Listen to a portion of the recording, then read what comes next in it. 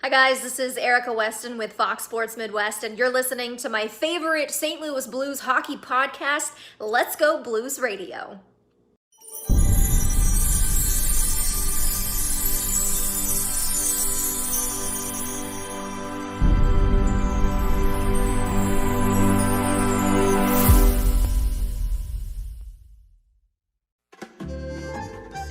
Let's Go Blues Radio is powered by Manscaped. Get 20% off and free shipping at manscaped.com with promo code LGB. Make your balls a priority this fall. Happy holidays, Merry Christmas, and Happy New Year. Let's get the hell out of 2020. Welcome to Season 9, Episode 16 of Let's Go Blues Radio. We're the often imitated but never duplicated, the original St. Louis Blues hockey podcast. Support for Let's Go Blues Radio is brought to you by Manscaped. Get 20% off and free shipping at manscaped.com with promo code LGB. Your balls will thank you. We're broadcasting live on Wednesday, December 30th, 2020. This is franchise episode number 282 all time. Your hosts tonight are yours truly, Curt Price, Bill Day, and Jeff Ponder. And for your listening pleasure, for the next little while, we'll be talking St. Louis Blues hockey. So to interact with the show on social media, you can follow the show's account on Facebook, on Twitter, on Instagram. You can get all of our social media accounts on our website at letsgoblues.com. We are dual live streaming right now on YouTube and Facebook. So thank you for joining us. And if you haven't already, please subscribe to the show. And like I said, the website is letsgoblues.com, where you can listen to or watch past episodes of the show, browse the fan discussion forum, as well as get some cool St. Louis Blues themed t-shirts and stickers that help support the show. Bill and Jeff, how was your Christmas, guys? Welcome back. We had a week off. Yeah, well, kind of. We still had a show, for those that don't know. We had a live show. We had a live show off. Right. Yeah, we if you didn't hear it, we had an Alexander Steen special last week. Which, speaking of Alexander Steen, Bill Day, how you doing over there? Bill's showing up. I am. Yeah, I didn't. I don't think I even got the name in the picture. You didn't? Because perfect. For I'm those that all can't about see, really good start. Bill has an Alexander Steen jersey on. There it is. There you go, Steener. Better. Yep. I realized, I didn't wear it when I filmed my my little piece for that show. So thought tonight's going to be the perfect night to break it out. Well played. Well done. Under my dress shirt, I'm actually wearing my Ryan O'Reilly captain jersey. So, but I didn't want to show that off yet. I don't want to show off to anybody watching the show who might get jealous. But no, Christmas was great. The only problem I had, which I messaged both of you right away when it happened on Christmas Eve, and those listening to the show that like the reverse retro will appreciate this. I did not. My father-in-law gave my mother-in-law her first Blues jersey, and she was very excited. So let's play by play real quick. She opened it up and she says, "Oh, a Binnington jersey." And I was like, "Good job, Mike. Very nice." And then he goes, "Yeah, wait until she pulls it out of the box."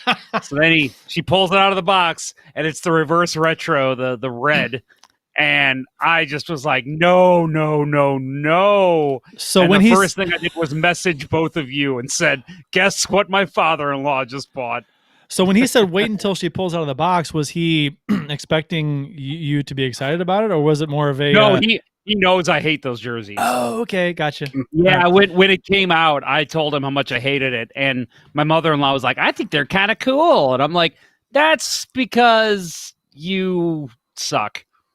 No, it's fine to like those jerseys. It's just, to me, it doesn't look like a hockey jersey, and especially with that being her first hockey jersey. Yeah. Just come on. You get the original, get the Winter Classic one, get something cooler. Come on. Even the retro from last year. Get something that the reverse retro. Ugh.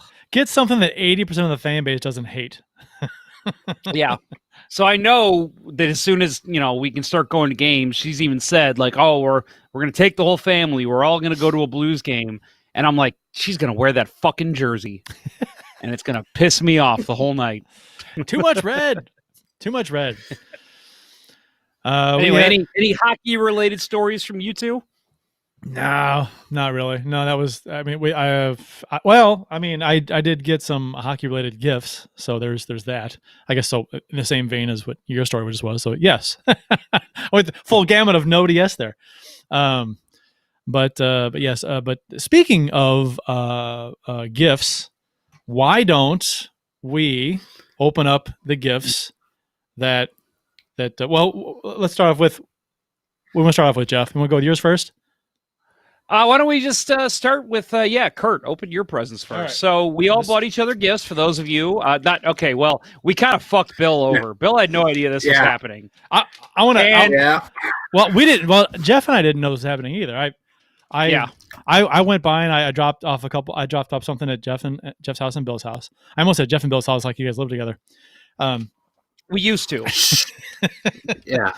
But and then Pony goes, "Oh, I got something for you guys too." I'm like, "Oh, I didn't. Okay, whatever."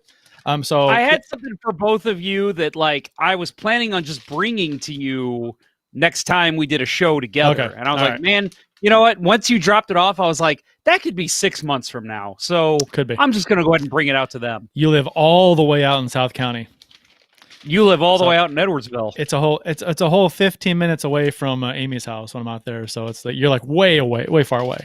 By the way, good Lord, you guys talk about how close you two live to each other. Holy cow, you really are like 3 minutes away. Oh, I know, and it'd be closer if it was a road that went directly to our houses. Yeah, you right. gotta drive around. Yeah, you got to go through a subdivision. Yeah. So Yeah. and there's woods between our two subdivisions, basically, more or less. Right. So Right. I could walk to his house in 5 minutes through the woods in the field. You know, if I wasn't afraid that I would be eaten by. That was my first.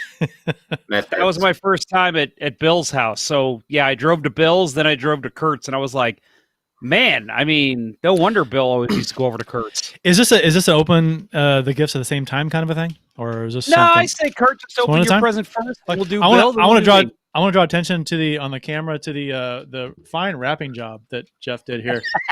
Look, oh, there it is, a good angle of it right there. Look I at am that. a horrible rapper. Look at Horrible. that. Did your cat do this? Probably would have done better if he would have chewed through it. All right, here we go. Without further ado, huh? I'm left-handed. That's my excuse. Oh, what is this? That's cool. Oh, yeah, one of my favorite agitators, huh? This is a Jeff Courtnall poster there in a poster frame. That's pretty cool. I like this. So, Curt, we talked about the stuff I get out of my mom's basement from when I was a kid. That is literally one thing that I saw. It was in my mom's basement. That is the poster they gave out shortly after he retired at one of the games. Okay. And I have not seen it anywhere else except in my mom's basement. So I said, you know what? I don't know if Kurt's even seen this, so I'm going to give it to him. These gloves, these Nike gloves he's wearing. I used to love those gloves. Oh, those are great gloves. The Nike gloves were fantastic. I had a pair. I hated the sticks. It was a different model than these, but it was the same. One of the. It was like a step down or something. But I love my Nike gloves. They were the most comfortable gloves. Okay, thanks, Jeff. So is that worse? Is that worse than a regift? No, no, No. I did buy the poster frame. It's a Jeff Courtnall poster. It's that's the way I see it. It could have been funnier if it had been all like kind of wrinkled up and torn, but yeah. Thank you. I have an Al McInnes one that I thought about. That'd be hilarious to give you a really wrinkled up poster. I like the there aren't too many Jeff Courtnall posters hanging on walls in St. Louis right now, so I kind of like that. I thought you'd find a spot for it. All right, Bill, your turn, buddy. All right, so I realized because I didn't have any foreknowledge of this gift exchange that I'm the one with all the gifts, and I have you have two. You guys each have one. So, so my wrapping job was actually not nearly as bad as the one with Kurt's, but well, you can tell who Jeff likes more. I'd say I try a little harder. Wedding present wrapping. I picked out the ugliest wrapping paper I had. It is very wedding-like, isn't it? I think it is probably wedding paper. And see that it says to Billy Blue Note from J Ponder 94. We only you go go. by our Twitter handles. Uh-huh. As all cool online dorks do. Yes. And full disclosure, this is the first present I am unwrapping this year. Oh. We wow. opted out of gift exchange this year entirely. Wow, look at that. First present from me. Mm. Yeah. So That's and something. that is a beauty. Oh, I love it.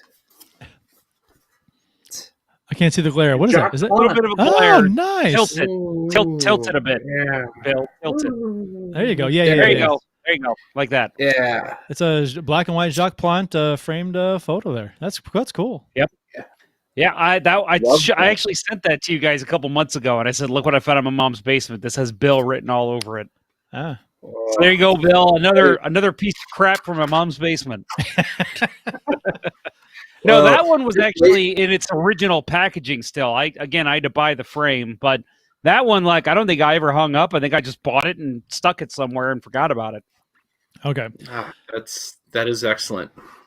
Well done. So Curt, the right. next present, is it the same present for both of us? Should we open it at the same time? It's different. They're different. Okay. All right. So go ahead, Bill. But you same time or separate, whatever. That's fine. Go ahead, Bill. So yeah. So and while you're opening, Bill. So this is you reading the card.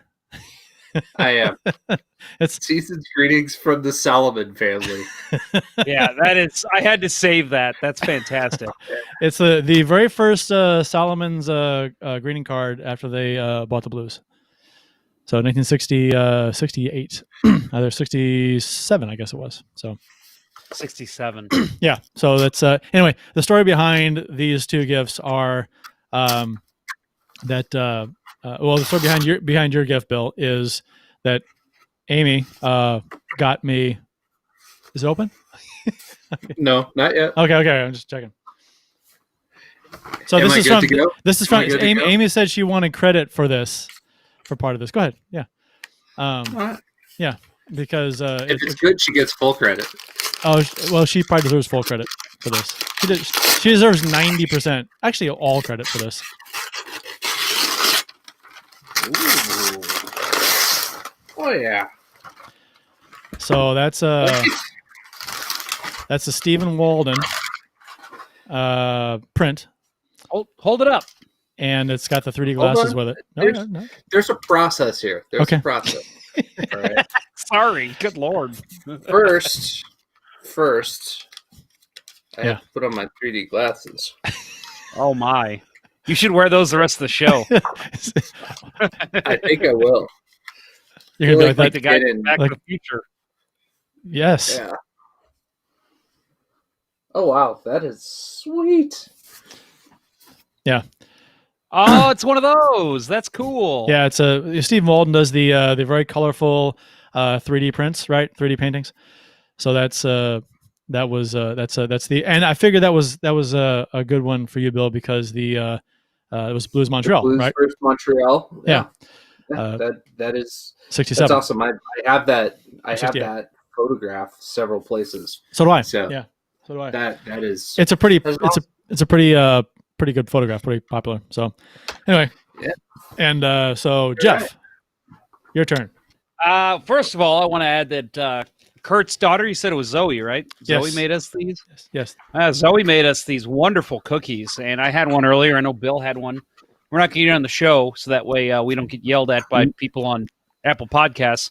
But Screw they that. were wonderful. I'm eating it on the show. I'm eating it right now. We have questions coming in the YouTube chat. They want to talk hockey. They're like, "What do you guys think about the Char going to DC?" Yeah, don't worry, guys. We got plenty of hockey talk coming. Yeah, we're just wasting time right now. Yeah, but yeah, we got a full slate of shows, so I'll make it a little, a little quicker. I like this. Is this also an Amy pick? okay. The story behind these is so Bill has the photo of the arena from '68, I guess it is, the first Stanley Cup final. Stephen Walden print, and so Jeff has the Stephen Walden print of the Winter Classic in St. Louis from the aerial shot from above. So Yeah. So, and the story behind these is that so Amy got me this. Ooh, that's she- cool. So she ordered this for me. Oh, the Cujo. The Cujo one, right? That's The beautiful. the Cujo Stephen Walden. So on YouTube for I'm sorry for you podcast people. You know, if you want to see what these gifts look like, go ahead and check out the YouTube show or on Facebook. But so she ordered me that, and she was in contact with, or she sent him because it had been, I guess it had been a little bit since she ordered it, and she contacted him directly, and he was like, yeah, I got some stuff going on, you know, I'll and she hadn't received it yet, so she went back and forth with him a few times, and it took a long time for him to get this out to her. So, and he finally said, okay, it's finally on the way, and then when it arrived, he included 2 other prints, and they're all signed, by the way. If you didn't see that, I think on a couple of them they're kind of halfway under the frame, but trust me, they're signed. Oh yeah, I see it. Yeah. This is great, and yeah, Stephen Walden does an unbelievable job. If anybody's ever looking for a good blues gift, he has some great stuff. So he was kind really enough, cool. Fantastic guy. I mean, because of the delay in getting it to her, mine that she bought for me for Christmas, he sent 2 more. And then so when I open them, I'm thinking, oh wow, 3 Stephen Waldens? Are you kidding me? And she goes, "There's a story." Told me the story, which I just told you, and then so she suggested, she was like, "Well, you guys, you can maybe give one to Jeff and Bill for the stuff, for the work they do on the show." And I was like, "That's a good idea." Yeah, like I said, my stuff was basically stuff from my childhood, but I thought if anyone's going, because it's stuff that's like, it's just going to sit in a box in my basement, right? So I'm like, I might as well give it to people who will appreciate them. And I figured you guys would too. So it worked out for everyone. What a great Christmas this was. Yeah. No, I wanted to give you guys something because I know that the show takes up time. And you guys have been done such a great job with the show over the years that and you know the return is really nothing other than satisfaction of doing the show because our sponsors, we haven't had a sponsor, never really pursued one until recently. So it's really just been, you know, it's been a lot of time. So I appreciate it. So and you guys do a great job. So that was just my way of just Well, and Amy's way of saying thank you too. Now we have to reciprocate the feelings. I feel obligated to tell you do a good job, I guess. And no, in all honesty, Curt does a lot of the legwork for the show. So I definitely appreciate all the work you put into it. Bill, you always provide some of the best insight. In my opinion, some of the best insight from St. Louis Blues podcasts comes from Bill Day. So I really appreciate both of you. I think you guys do a great job. And I think we need to make this a tradition. Hockey gifts every year. Well, now that Bill knows about it, the show is nothing without the good commentary. So, yeah. Well, I know I definitely can't bring any technical expertise that you guys don't already have. I don't have much technical expertise, but I appreciate it, and you know, now that I know about it, you know, it's perfect timing. Perfect timing because this weekend I will be going to clear out some of my old hockey stuff from my parents' garage. So nice. Somebody's going to get an old set of Vaughn elbow pads. Nice. I love them. Oh, man. Hanging them up next year next to my gloves. Yeah.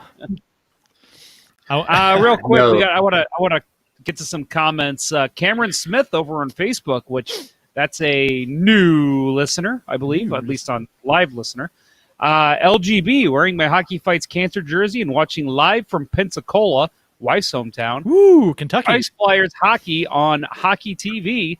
And the wife and I have matching Hockey Fights Cancer jerseys in honor of the adrenal and brain cancer that she's currently fighting. So, Cameron, best wishes to your wife. You know, we've heard some great success stories, so we're just waiting for your wife to be one of those. I was kidding about Kentucky. It's obviously Alabama. Right. I think it's Floribama, right? Floribama, yeah. Yeah. It's in the Panhandle there somewhere, close to it. Well, that's our show, folks. So thanks for tuning in. On the YouTube chat, we got some discussions about. See, Bill Travis Greenwald says Bill looks like something is falling in the background. You got something tipping over there. Yeah, no, I set the print that you gave me on top of the couch, so it would be in the background. But that was a good point. That it could fall very easily because no. I have You've got who will something be else. jumping up and down. Something else is like falling over your left shoulder. You want to see it? It looks like something's sideways. Yeah.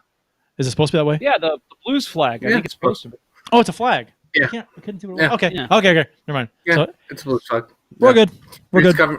And it's a blues flag that is being kind of held up by my Brendan Shanahan signs Easton Gold from Easton the Gold. early 90s. Those are great sticks. Oh man, that's a great stick. I had a silver and blue one. So Austin Lynch also adds, what do you guys think about Chara going to DC? We'll talk about that in a minute. The real reason I brought up Austin's comment is because we played each other in NHL 21. I've only played the game one time against Austin Lynch. That was the one time I played NHL 21. And what was the final score tally, Austin, in 2 games? I think I beat you 22-9, something like that. Yikes. I destroyed him. And I have not played NHL 21 yet. I still haven't played it again.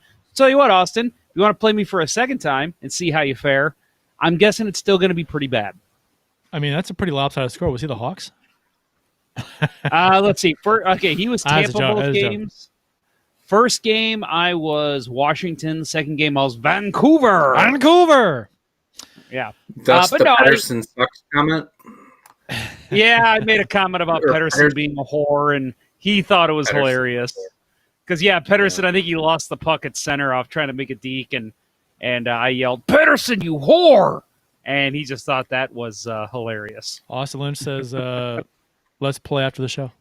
So there you go. Maybe. You have a We'll date. see. But in all honesty, Austin, that was a lot of fun, and I love interacting with our listeners. I know Bill and Curt do too. So, that was a lot of fun playing against him. We had a great time. Did you see what Austin did on? He posted on Twitter. He was. I had a hard time making it out. He was live streaming something or streaming something with he was playing Fortnite, I think, and he was advertising Let's Go Blues Radio on his stream. So that's awesome. He's the man. We love Austin Lynch. We're big Austin Lynch fans here on the show. Sure we are. Austin Lynch sounds like an NFL player. It's because you're thinking of John Lynch. Yeah. I could have said Doug Lynch. Sounds like an NHL player, but I did not. Doug Lynch. That is not an NHL player. Right. No, Doug Lynch was not an NHL. No. That sounds like an AHL player. No, who was it? Lynch. Who was it? The guy in the Doug Pronger Lynch trade? was in the Pronger trade. Yeah. He never made it to the NHL. That's okay, well, that's what I meant. I thought it was Doug Lynch. Okay. He sounds like an AHL. Yes. player. Okay. I get the joke. Ha ha. Very funny. He was terrible. Okay. The gifts out of the way. Official beers of episode number 282. You can follow us each on the Untapped app. My handle's at cprice12. Jeff's is jponder94. Bill's is Billy Boone 33.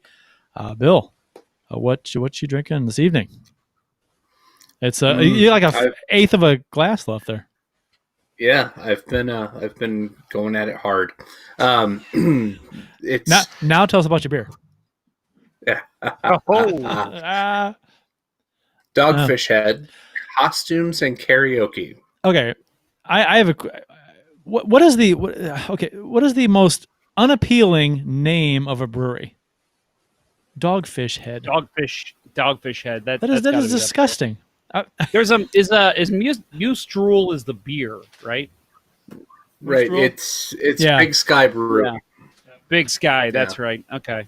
So that might be the worst name for a beer, but it's it's catchy.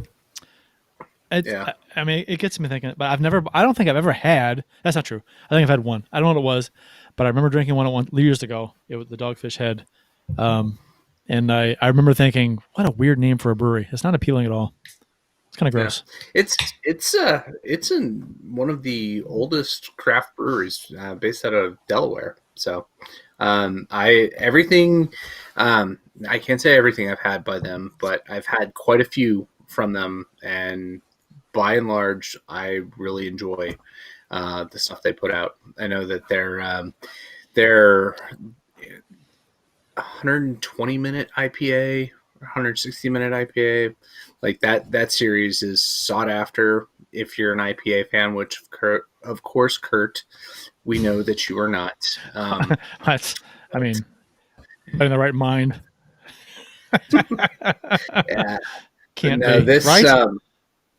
Yeah, it's just your opinion, Curt. Just your opinion. Yeah, it's fine. It's fine. I know it's my opinion, but Anyway, go ahead. So mine. Doesn't make it right. I was just gonna say real quick. I was gonna segue into Jeff's because I saw his on Untapped, and it's a wonderful IPA. I'm not a big IPA guy, but what Jeff's drinking, I would go buy a 4-pack right now if I could. This is really good. I've never had it before. I mentioned the last live show. Friend over on Twitter and the Untapped app, Drink 314. He recommended this. I've never heard of the brewery either. Toppling Goliath Brewing Company. I've heard of that. And and it's in yeah. Iowa. Pseudo Decorah, Iowa. Pale Ale. I've had that. Yeah, that's right. Yeah, Decorah, Iowa. Yeah, and it is fantastic. It's sweet. It's citrusy. It goes down smooth. It's a great aftertaste. This was an excellent suggestion. So again, if you haven't had it, I know they have it at the beer and sauce places. I haven't really paid attention. I'm sure it's at like Friar Tuck's and stuff, but great beer. Definitely try it if you haven't already. Yeah. It is at Friar Tuck, and I've seen a lot more offerings from Toppling Goliath around the Southern Illinois area recently. Pseudo Pompeii. I think there's another one. Maybe I think it's them. Hop Smack. It's all good stuff. Great can. Maybe if I get COVID, then I'll drink some IPAs. So I can't. This is great. Is this IPA or is it APA? It's a pale ale, so it's going to be bitter-ish, right? So anyway, kind of hops in it, hoppier beer, right? They call it a single hop pale ale. Okay. Yeah. Pale ales are a little hoppier than your others. I'm telling you, Curt, if you're going to try one, try this one. I've had it. It's I've had great. it before. Yeah. It was years ago. I can't recall exactly what it tasted like, but mine tonight is the Left Hand Brewing Peanut Butter Milk Stout, which I think I've had on the show before. There it is. Good. And I'm drinking it in the Derek Sutton, Patrick Swayze glass mug. Yeah. Derek Sutton from Youngblood fame. You can actually kind of see it there on the screen a little bit, can't you? His face. Yeah, you can. Yeah. Yeah. You can. With the dark beer. The better you can see it. Yeah. When it's full of the dark stuff. Mm-hmm. Yeah, I too am drinking from my founders. Mine says milk jug. I am drinking tonight from my new Jameson St. Louis Blues cup that I got in a liquor store out here. So That's very pretty nice. All right. Real quick, while we're on the topic of beer, want to mention Mornell the Calyx. Again, I think that's a new live listener. We have Dead Lizard Brewing Company in Florida. I've heard of Dead Lizard. I can't think of any beers specifically that I've had from it, but I know I've had it before. That is another kind of disgusting name for a brewery. Yeah, I don't find it near as disgusting as something that revolves around fish heads, though. Fish heads, roly-poly fish heads. Who recalls that song? Bill does. No? Fish heads, roly-poly fish heads, fish heads, eat them up, yum. You don't know that song? Who doesn't know that song? I do. It is a awful just comedy song from the 80s. Late 80s, I think it is. Hey, do we have some hockey to talk about here? A little bit. A little bit. little bit. Do we? I mean, yeah. Today in Blues history, I think we should. I think we should just end the show. which I forgot to include in the outline here, so I'm pulling right from the STL Blues history Twitter account, his website, on Twitter. So and while you're doing that, I'm getting another beer. There you go. And I just poured a second one of mine too, so I'm on my second peanut butter milk stout. So this show could get fun. December 30th, 1988, Brian Sutter became the third St. Louis Blues player to have his jersey retired. Preceding him was Bob Gassoff and Bobby Plager, number 3 and number 8. So that was on today's date in 1988. Brian Sutter's number was retired. December 30th, 1988 as well. Same year, yeah. The Blues scored 2 goals from Ewan and Hull in the last 18 seconds. This was fantastic. This game is like forgotten about as far as like great Blues games of all time. The Blues scored 2 goals in the last 18 seconds to tie the Minnesota North Stars in a 5-5 tie after being down early in the game 4-0. That's amazing. That's I mean, if you if you don't follow STL Blues history on Twitter, check out his account. His post from earlier today. He's got a video clip of the 2 goals and Ken Wilson on the call. It's fantastic. And Hull the celebration. It's like they won a playoff game when they tied it. It's fantastic. Good stuff. Todd Ewan scored one of those goals? Todd the Animal, yeah. What was he? Okay, no offense to the man. What was he doing on the rink with 18 seconds left in a close game? Yeah. I don't know. Good question. But he scored. He scored a nice goal too. Actually, if you look at it, he kind of broke in between the defense, split the D, and he went to make a move. And on his forehand, he went to shoot. It looked like he whiffed on it, and it went underneath a sprawling John Casey. So, them's the breaks. What else we got? Anything else for the 30th? Yes. St. Louis Blues beat the Montreal Canadiens for the first time in history by a score of 5-0. Glenn Hall with a shutout, and the Blues fans meet the team at the airport after they return to St. Louis. Wow. The first time they beat Montreal in team history, 1969, December 30th, 1969. Wow. So that's their 3rd season, right? Yep. Yeah. Wow. So they hadn't, I mean, granted, they hadn't played them a ton yet, but, and it's funny, the fans greeted them at the airport after their first win against the Canadiens. Good stuff. That's a big deal, man. Big deal. December 30th, 1974. I was born that year. I was only a couple months old. 3 months old. Red Berenson returned to the St. Louis Blues in a trade with the Detroit Red Wings for Phil Roberto and a 3rd-round pick. I think it's actually pronounced Roboito. Roboito? Yeah, Phil Roboito. All right. That sounds racist, but okay. It's the Waterboy reference. Oh, is it? Okay. I've only seen the movie once, so... It's your daddy, Roboito. I see. What else we got? Anything else notable here, out of the ordinary history? December 30th, 2019, Pietrangelo, Bennington, and O'Reilly selected for the 2020 All-Star Game in St. Louis.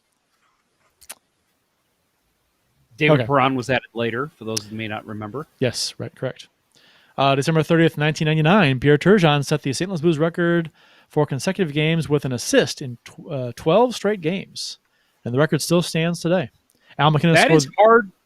That's hard to believe, considering Adam Oates, Craig Janney, the guys that played alongside Brett Hall, who was putting up almost a goal a game. Yeah, that's impressive that Turgeon holds that record. And Al McKinnon scored the overtime goal in the 2-1 win versus the San Jose Sharks. So, Teal Town, thank you for the Pierre Turgeon thanks you for the record that he holds. There's a lot of stuff that happened today. December 30th, 1970, Red Berenson tied his own St. Louis Blues single-game assist record with 4.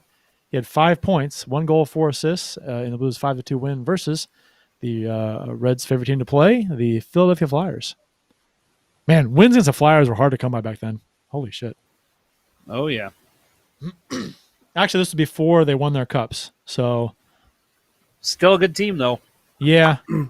Well, how long did we go without? It was like after Berenson scored the 6 goals in the one game. It was years. It was early 90s Yeah. before we won. And I remember, yeah, I think it was late 90s. It might have been even like 2000, wasn't it? Yeah. Before we beat in Philadelphia, right? Before we beat them in Philadelphia, because we beat them in St. Louis, right? Yeah. Yeah. Yeah, we'd beaten them. It was there. in- It just it was in- we could- It was in Philly. And I remember sitting on my floor watching the game when they mentioned that it had been so long and they beat them. It might have been like 2001. I don't know. I'll look that up. Or we could just ask STL Blues history, and he'll tell us like in 5 minutes. Yes, STL Blues history. What do you think, big boy? All right.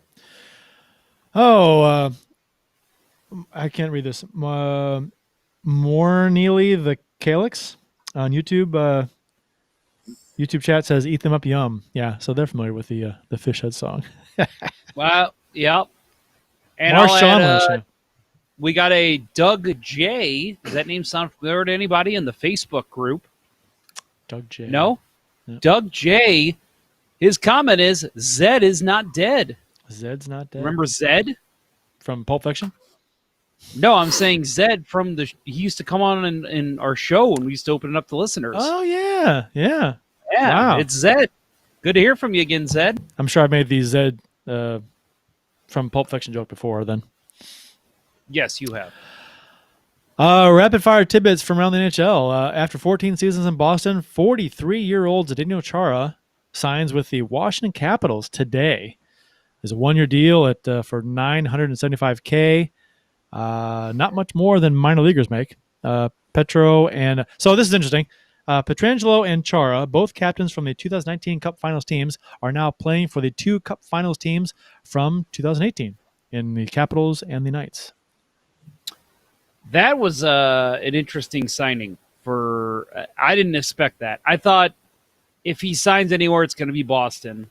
I don't know. I just did not expect, especially the Caps. Yeah, I feel like they're getting older and older, and that's not a good thing. Chara said that the Boston Bruins told him they were going younger, and he was not in their plans. And they could be going with a 40-year-old and be going younger.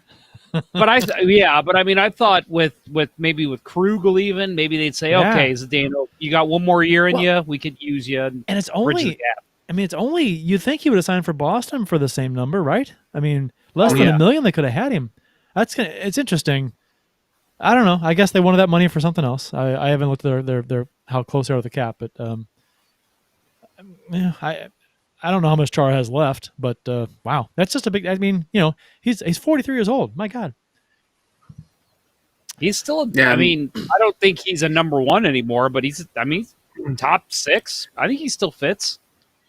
Yeah, no, I mean, you plug him in on, as a penalty killer and otherwise role defender on that Caps team, and man, they're going to be tough to score against this year. And, Boston, on the other hand, yeah, their defense, yeah. Who's Charlie McAvoy is now your longest tenured defenseman, I think, and that's just crazy. Those guys gave us fits in the final. McAvoy, Grzelcyk, he did his damage when it was too late and ate some glass, but he also got tripped up there by Bozak too. So, what a trip! No, what a trip! That wasn't Grzelcyk. That was what's his name? Providence College alum who's now in Florida. Chari. Noah Chari. Oh yeah. Noah Chari. Yeah. Yeah, that's right. Okay, my bad. But their D is, man. I mean, John Moore is top 4 now for them. It's going to be rough. With I don't know that there's going to be another signing for him. But makes you wonder. As hard as Bruins fans are on Rask, with their defensive questions now this year, if his numbers take a hit, and they're going to be that much more hard on him because they run him through the ringer, and Rask is amazing. He's fantastic. Top 5 goalie in the league. And sometimes, man, maybe it's just social media idiots, because every team has them. But they're vocal, man, and they run him. God. They're blaming him for the Game 7 loss against the Blues. I mean, whatever. I blame Marchand. Yeah, even though Marchand's exactly. Yeah. Marchand taking that line change with 10 seconds to go of the period. Yeah, so Brilliant. great. It's like thank How you. about leaving Zach Sanford wide open in front of the net too? And and Bruins fans, that fantastic reach across save that Bennington made. He reached out with his blocker, but it hit him like in the jersey. Marchand had a chance to score, and it was in Game 7. And Right, I think first period of the game. Yeah, it was. Yeah. I mean, it was a scoreless game, and they were ripping on him for not putting it in a corner. Like it was Marchand's fault in the score, because he kind of put it dead center, and Bennington was able to get across and got a piece of it with his chest. But I mean, come on, like a guy, 300-pound guy sitting on his couch, ripping on Marchand for not picking a corner, when the guy's probably never skated in his life. Jonathan Toews, he is not going to report to the Blues, to the Blackhawks training camp. Hey, not the Blues either. He's not saying he's not reporting to any other team. Yeah, no one's training camp. There's no timetable on when he will. He's injured or citing illness, I guess, which Illness, they're not being specific on it, I guess. But I didn't read the article, but I just saw the headline. So That's true. Yeah, it's Sick of playing for this fucking team. I know, right? yeah, that's kind of what I felt like too. But no, obviously there's something going on with him, and now that he's not in the Blues division, I look at it and I say, well, I hope he gets better and he plays soon. But man, you look at their forwards that are out. I mean, they're top of. I mean, that might be a first line there. Kirby Doc, Alex Nylander, they're all out for a couple months. Jonathan Toews is out indefinitely. They are going to be a bad team this year, worse than they've been lately. Yeah, and we don't get to play many times. Nope. Yeah. I saw some speculation and some counter speculation on Twitter yesterday out of Buffalo. People getting excited. Oh, now's the time that we can pounce and bring in Patrick Kane. He'll leave the Blackhawks because they're not going to do anything this year. And interesting thought, but I don't see him ever leaving Chicago. I guess if there was one place he could go, it would be back home to Buffalo, but I don't know. Oh, then he could beat some more Cabbagers up, right? Oh, too soon. It's only been Way 10 too years soon. or whatever it is.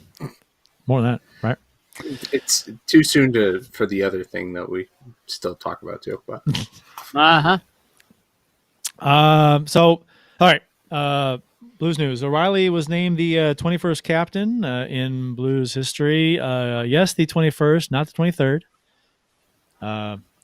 So, according to STL Blues history, who has been adamant about it's almost like a personal vendetta he has to try. This is something.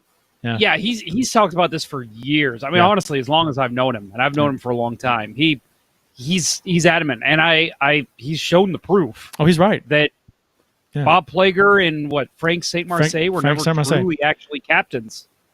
Yeah, the Blues have. And there's a slew of other guys that have worn the C that are not recognized. Well, and because Plager and Saint Marseille, for some reason, were listed as captains by the Blues back in the day, and they never were captains. And I think it was he mentioned it was printed in the first Blues media guide, and it was just never changed. So and then I think he mentioned to me, how do you take that away from Bobby Plager? So they just let it go. And technically, and Frank Saint Marseille, they had already invited to the ceremony for, I guess it was it Plager's retirement something, or I don't know, something with the captains, and they invited Saint Marseille to it because they invited all the former captains that were still alive. And how do you uninvite? You can't uninvite a guy, so they just invited him, and you're stuck. He gets a text. Yeah. Hey, sorry, man. You're stuck. We actually found out you're not a captain. you're stuck. And Yeah, you got to roll with it. right. So, and it's so technically, actually, not just technically, actually, O'Reilly is the 21st captain of the Blues, but you'll hear, reporters and it'd be the media guide and any article you read will say 23rd, but he's not actually the 23rd. He's the 21st. You're getting the real scoop here at Let's Go Blues Radio, folks. Because Scotty Bowman changed captains when he was the head coach of the Blues the first few seasons in the league. He changed captains often. They had something like 10 captains in 2 years at one point when he was 10 different and 7 of them were different guys because they went back and forth. So he would change captaincies often. So and I guess somebody assumed that Plager and Sam Marseille was mistaken about it, and they went with it, and it never got changed. So and no one ever changed it. So it's interesting. I mean, it's just one more weird, goofy story back in the early days of Blues history that you hear about. Yep. No, talking about O'Reilly, though, I mean, the question was asked on social media, was it really going to be anyone else? And I know we talked about this on the show. You had an outside chance for a Parayko, a Braden Shen. Bill, you mentioned Jaden Schwartz. I think if Alexander Steen wasn't having his issues, he would have been in the running for it as well. Tarsenko, which we'll get to in a minute, I think he was somebody that was probably considered. But really, at the end of the day, the only thing, and this is what I think I've said this on the show, that the only thing that was going to keep O'Reilly from being captain is if O'Reilly didn't want to be captain. Right. Because that was the reports in Buffalo that he didn't want a leadership role there. Well, guess what? He's on a Stanley Cup team. He's happy here. He clearly loves what he's doing. He's loving playing here in St. Louis. I think he's more than happy to take over the captaincy and be the team's official leader. He's also more mature. So that's, I mean, Yes. he's grown up a little bit. He's no longer running into Tim Hortons with the truck. No. So At least that we know of. which he has never been proven he did. By the way, it's an accusatory thing. It's thought that he did, but they didn't prove it. They couldn't prove it. So, speaking of Tarsenko, though, in a really brief bar down article, they had translated an interview that was done by a Russian website, Sport24, I guess .ru. I don't know. When they asked Tarsenko about the captaincy and about how O'Reilly got it, and if he was disappointed that he didn't get it, and he said yes, he was disappointed. And then bar down, kind of the big headline, Tarsenko disappointed. He didn't get captaincy. And then STL Today ran an article too, same thing. Basically, Tarsenko disappointed. I'm like, come on. I mean, did you guys read the article at all that was from bar down? I did, and it was.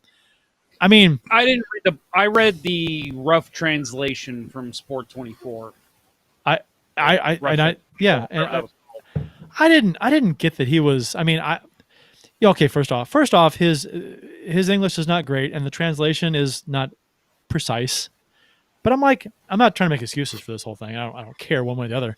But it just didn't come off to me like he was upset about it. Someone asked him if he was disappointed. He said, well, sure. I've been here 8 years. I'd like to be captain, but he didn't act like it was a big deal to not get it. I mean, and then he quickly said that he's focusing on getting his shoulder healthy for the season. And then apparently social media was like, oh my God, Tarasenko's pissed. I'm like, well, first of all, fun fact. I've actually been interviewed off the record by Sport 24 when I was in the media. And I can go ahead and say this now. It was about when Jonas Junland left the Blues. I'm hoping the writer doesn't care that I'm saying this like 10 years later.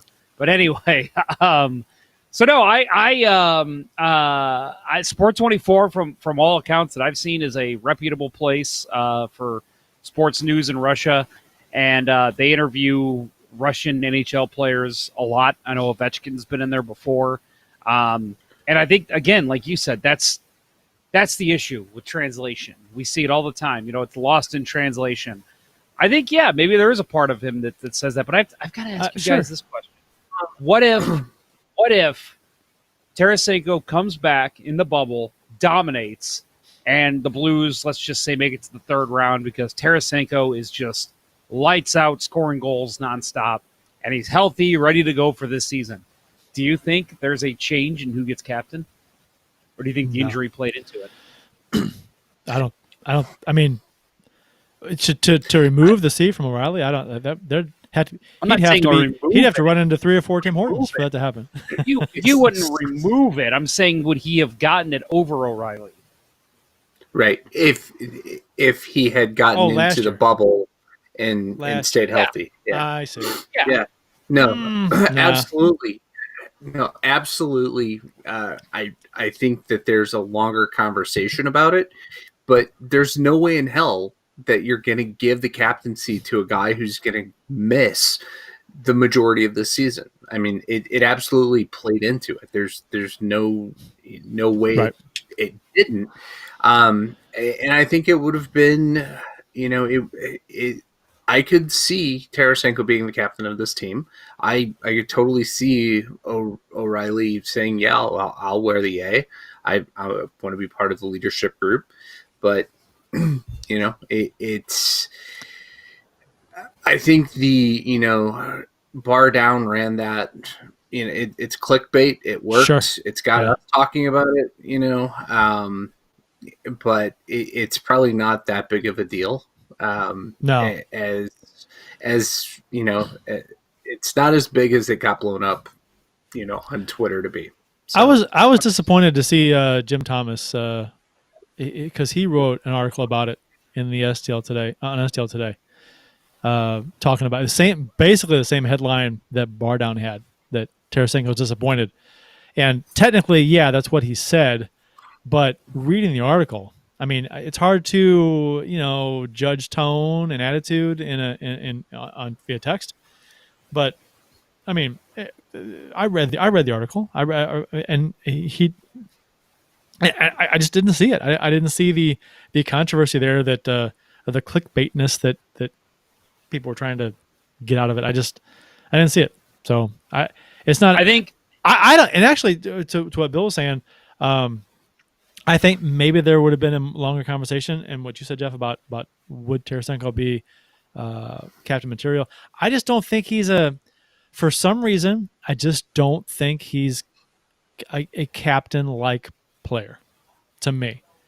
I can't quite describe why. He just doesn't seem like a guy. Doesn't seem like that. I mean, I'm not in the locker room, but he just doesn't seem like that rah locker room guy. Maybe he is. Maybe he would be a great captain. But from what I know about him, it doesn't seem like he would be the greatest captain in the world. Some said the same thing about Ovechkin when he was coming up. Maybe. So he's a lot more outspoken though than Tarasenko is about a lot of stuff. Yeah. Ovechkin's more of a character, clearly, than Tarasenko. But Tarasenko actually is very respectful. He's a fantastic PR guy. I mean, he's always trying to say the right things. And I love the fact that whenever he's interviewed post game or whatever, he always loves to talk about how great the fans are. How great the fan support is, and he's doing and the fans are fantastic and amazing, and he's so happy the fans are happy. I love that about him. He's always, and it seems very genuine. He's not trying. I don't think he's a fake guy. I think he's just a genuine kind of person. And maybe that makes him a good captain. On the other hand, so maybe it does. But I love that about him. But I just don't think he's I guess to me, you got to have somewhat of a, I don't know. But O'Reilly's not that either. Like a mean streak or a in your face kind of guy. I don't know. That to me says like get in someone's face in the locker room and to speak up and say, hey, we need to do this, this, and this. And this is the way it's going to be, and lead by example. Now O'Reilly's going to lead by example. My God, he's like the perfect example for work ethic that you could have. He's fantastic, but he doesn't strike me. I'm going to disagree. I think there's a part of O'Reilly that we don't see. I could see now, and again, maybe it's for me because I did see the same guy who apologized on air for saying a bad word after he won the cup. I'm so sorry. I feel so embarrassed. Well, I don't blame him, but no, I think I did see Tarsenko in the locker room, and you're right. Everything. Granted, that was 5 years ago, but I never saw that kind of player in him, and You saw that with Steen. Honestly, was Petrangelo that way? I mean, he was on the ice, but not to his teammates. True. We never heard of that happening with him. That's true. That's true. But no, I think there is a little bit of that with O'Reilly. Just the character, the way he is on the ice, and like you said, the way that he leads by example. I could see there being a little bit of a streak like that in O'Reilly if it's necessary, and that's why I'm more than happy to see him get captain. You know what though? If we're gonna be critical as far as why someone shouldn't be a captain, I'm gonna throw this hat in the ring for against Tarsenko. Defensive responsibilities. I think he's not good defensively. There are times when he throws his body around and slides in front of shots and stuff. But man, there's a lot of times where he's just kind of one hand on the stick, waving at somebody, peeling off. I'm not trying to be critical of him. I love the guy, but I mean, if you're gonna, I don't think you want your captain maybe not being responsible defensively, I guess if you'd say. But that's being overly critical too. But that is seeking flaws. But honestly, when you're talking about who's going to be captain, who's going to lead by example, Ryan O'Reilly does everything right. I mean, again, I will point back, and I talked about this vehemently on the show. Vehemently? It's a big word. Yes. It is, and it's a real word. Look it up, folks. I will. Vehemently. Go ahead. Keep talking. Is it HEAD? I think it's all E's. Vehemently. But anyway. Vehemently? Okay, go ahead. O'Reilly, the game the Blues hit their 11-game winning streak. Did not. Okay, great. Sorry. O'Reilly, he made a great play in the defensive zone, and then carried the puck up ice and scored the winning goal that made the Blues win 11 games in a row, which is a record. Again, you look back at that type of play, and nothing against Tarsenko, but when you're trying to say who leads by example, that's the type of play that's going to lead by example. He's doing everything right on the rink, and that is why Ryan O'Reilly is a leader of this team. Oh, is it behead him? No. Antley? No. That's what Bill said. Okay, so spell it for me, Jeff, because I'm really curious. I want to see what the definition is. You ready? All right, I'll spell it. Yes, I'm ready. It is V-E. V-E. Okay. H-E-M-E-N-T-L-Y. That's vehemently. Vehemently. Vehemently. I thought you said wrong emphasis on the wrong syllable. Okay. I thought you said vehemently. I was like, what is that? Okay. Oh my goodness, man! I got to stop pulling out the smarts on this podcast. I misunderstood you. Well, I mean, Bill got it. Bill knows. I think you put Bill's too many syllables in that word. Vehemently, no. Did I? Bill, help me out here. Yeah, you went a different way than I would have gone. Well, right. Behead of. Well, hell, no. Myself. God damn it! Vehemently. I hate this show. All right. Move on. All right. Oh, that's funny. Oh, my cheeks hurt from smiling. Vince Dunn is reportedly close to signing. Did you guys notice this? It was yesterday, I think it was. Did you hear about this? Did you hear about this? It's true. It's true. I feel like a talk show host, like Jimmy Kimmel. This is true. Did you guys hear about this? Did you hear about this? It's true. True story. Jim Thomas from the Post-Dispatch tweeted out, "I was told earlier today by Vince Dunn's agent that Dunn will be in training camp. I read this as a good sign since the only way Dunn can be on the ice is if he's under contract." So apparently Jim Thomas was told by Dunn's agent that something will get done. So that's good news. Interesting to see when that's going to happen, because if it happens in training camp, the Blues are already over the cap by like 1.2, something like that, million. So they have the LTIR to play with Steen. and they got to be under the cap the day before camp breaks or the day of camp breaking, something like that. So they got to be cap compliant then. So it'll be interesting to see when they put Steen on LTIR, and then when they put Tarsenko on LTIR. Because when we get to Hoffman news, we'll talk about that a little bit more. But I think the plan was going to work out like this, where they're going to put Tarsenko on LTIR on the first day of the season. And then that will allow them to then give Hoffman a contract same day, using that money. I'm under the belief that it's after the first game, but I could be wrong on that. After the first game, I think it's after the first game. Let's skip down here on our thing here. Did I include this? I thought I did. Maybe I didn't. The cap friendly stuff. I mean, I could be wrong. I'm just okay. Bill, what are your thoughts? He doesn't know. I don't know. I don't know. I don't know the ins and outs of the rules going into this year, especially. I mean, what's Tampa, like 15 million over the cap right now? But somehow they're still bringing people in and ready to go. Okay. I was gonna say cap friendly.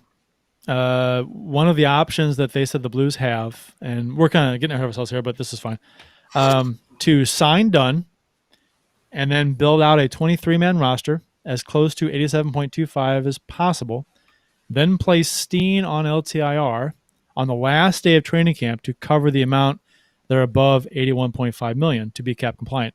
Then they could place Tarsenko on LTIR on the first day of the season, doesn't say before or after the first game, giving them $7.5 million to sign Hoffman, which they won't need even close to that. Rumors are he'll sign for around $4 million, give or take. Yeah. So, okay, here's what I'm getting from Cap Friendly. It has a FAQ section for LTIR. Can LTIR be used in the off season? Yes, LTIR can be used in the off season while the 10% off season cushion is active. LTIR in the offseason is calculated using the basic equation outlined above, which I'm not going to get into, which permits a team to exceed the offseason salary cap. To use offseason LTIR, the team must provide doctor's proof that the player in question will continue to be injured at the beginning of the regular season for 10 NHL games in 24 calendar days. At the start of the season, the team's LTIR relief and ACSL. And that's easy to do for either Steen or Tarsenko. So it's recalculated when the 10% cushion is removed. So I'm thinking, maybe I'm wrong there. Maybe it's just they just have to prove to the NHL this player cannot play for the first 10 NHL games of the season. And that kind of jives with which when that happens, maybe that's when training camp starts, that they can start making those claims. I wouldn't imagine they wouldn't have to make any moves with LTIR until the last day of training camp. So they would do the move with Steen on LTIR. Steen on LTIR last day of training camp, like Cap Friendly said, and then on the first day of the season, putting Tarsenko on LTIR and then signing Hoffman the same day. So they put Tarsenko on LTIR, get the salary cap space, sign Hoffman, and then go. So they could sign him, and then I assume they would do it in the morning. And then they could play, and then he'd be under contract and can play for that evening. So we'll see how it goes. But that's the gist I get from Cap Friendly here. So divide by 0, which I think is Bornell the Calix as well in our Facebook chat. YouTube chat. He says the Kraken will take someone as well, won't they? No, that's next season. The Kraken do not join this season, so.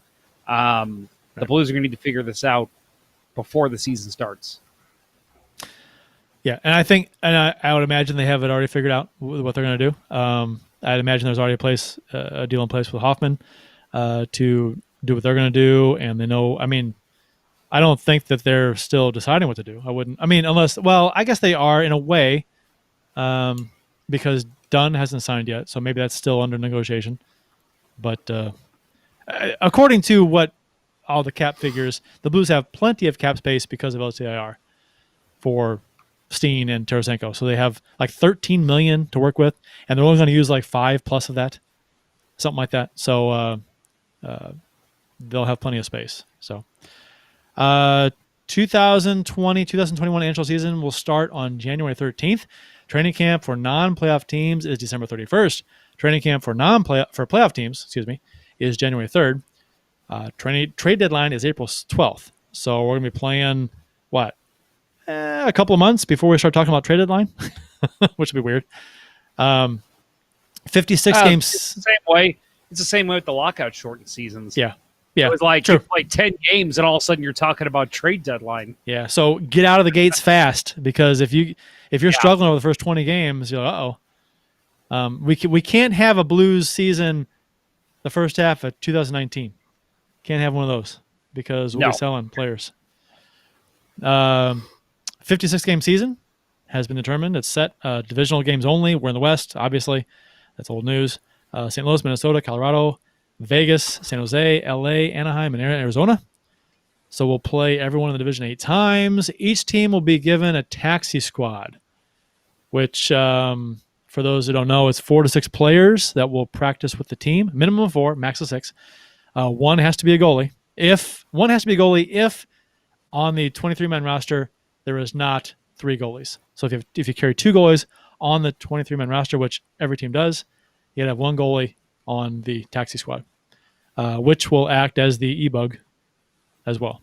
So let me ask you, in your next point here, which I'm going to totally mow your lawn and go ahead and give it. That's a Manscaped. Taxi squad players are taxi squad players are considered to be in the minors for salary cap purposes, so no cap hit. Basically, there's no AHL, so that's why they're doing this. But let me ask you guys this question. So you look at 4 to 6 players will practice with the team, may travel with the team. 1 goalie is required if the 23-man roster has less than 3 goalies on it. So the Blues' third goalie is John Gillies, and if I remember correctly, his 2-way contract gives him, I still think it's league minimum at $500,000 a year. So would you not just carry 3 goalies on your roster then? Is that way you're paying less money? And if you have to call someone up, you can. I mean, if it works with waivers and all that, why wouldn't they do that? Why wouldn't they do that all the time?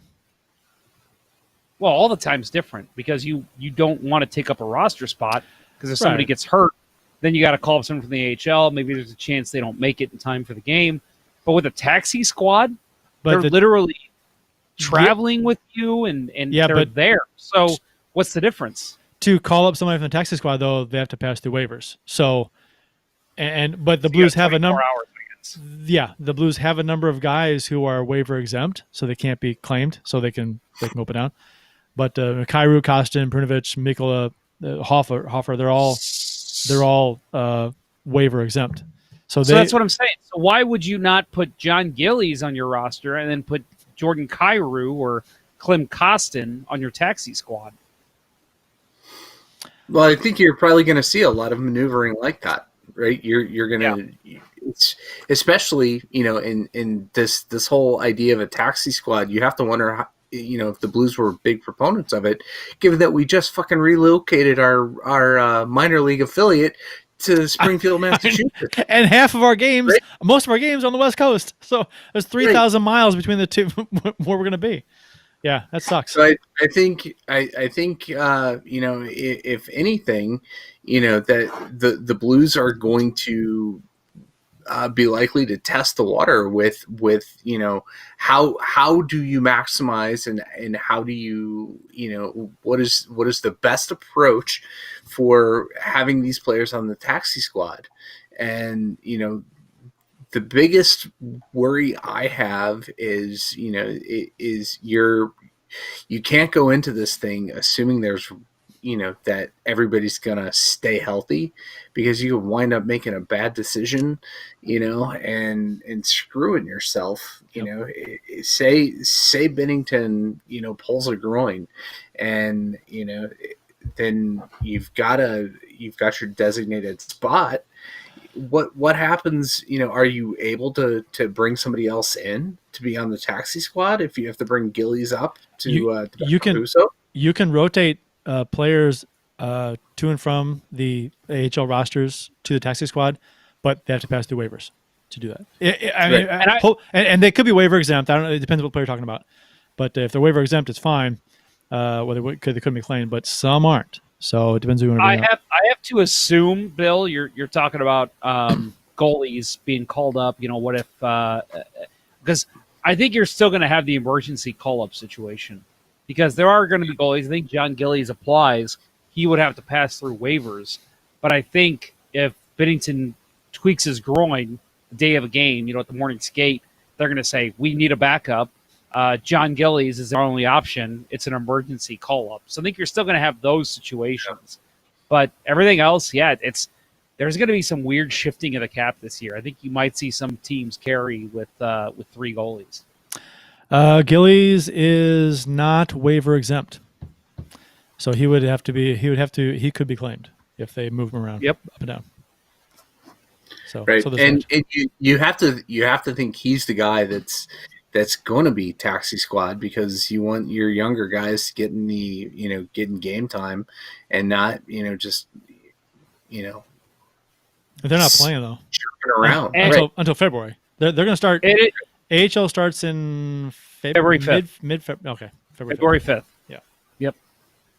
So they're still going to have games, but calling someone up. I mean, I don't know how that's all going to go, but you got to think there's a quarantine period. I mean, there is coming from the AHL, but if you're on the taxi squad already, then you're traveling with the team. You have the option, so you practice with the team, and you have the option to travel with the team. So there's no quarantine period if you're activating a player off of the taxi squad.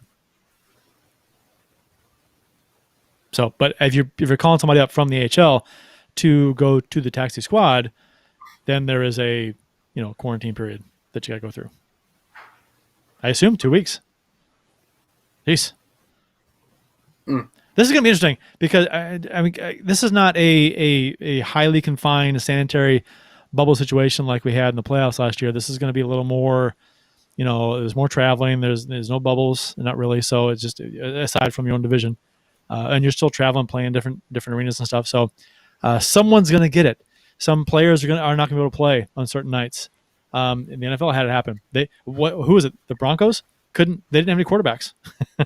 they couldn't play at all. They had to play without quarterbacks. So that was weird. But something's going to happen, and you hope it doesn't get too bad.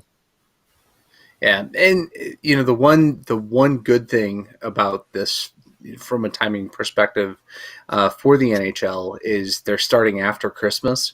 So the holiday get-together times that have probably gotten a lot of other leagues a lot more exposure to the virus are going to be greatly reduced. People aren't going to get together for President's Day or Easter even like they do for Christmas. So it's interesting that you brought that up because so whether or not teams can actually travel and play and get together and things, have groups of more than however many that their local areas permit, could come into play if certain areas of the country have huge outbreaks because of Christmas and because of New Year's, because the NHL starts up on the 13th. That's about 2 weeks after New Year's. So that's right when stuff could be spiking because of people got together on New Year's. Right, and the Blues start in Colorado. Yeah. And guess what the news out of Colorado was today? They have the new UK strain.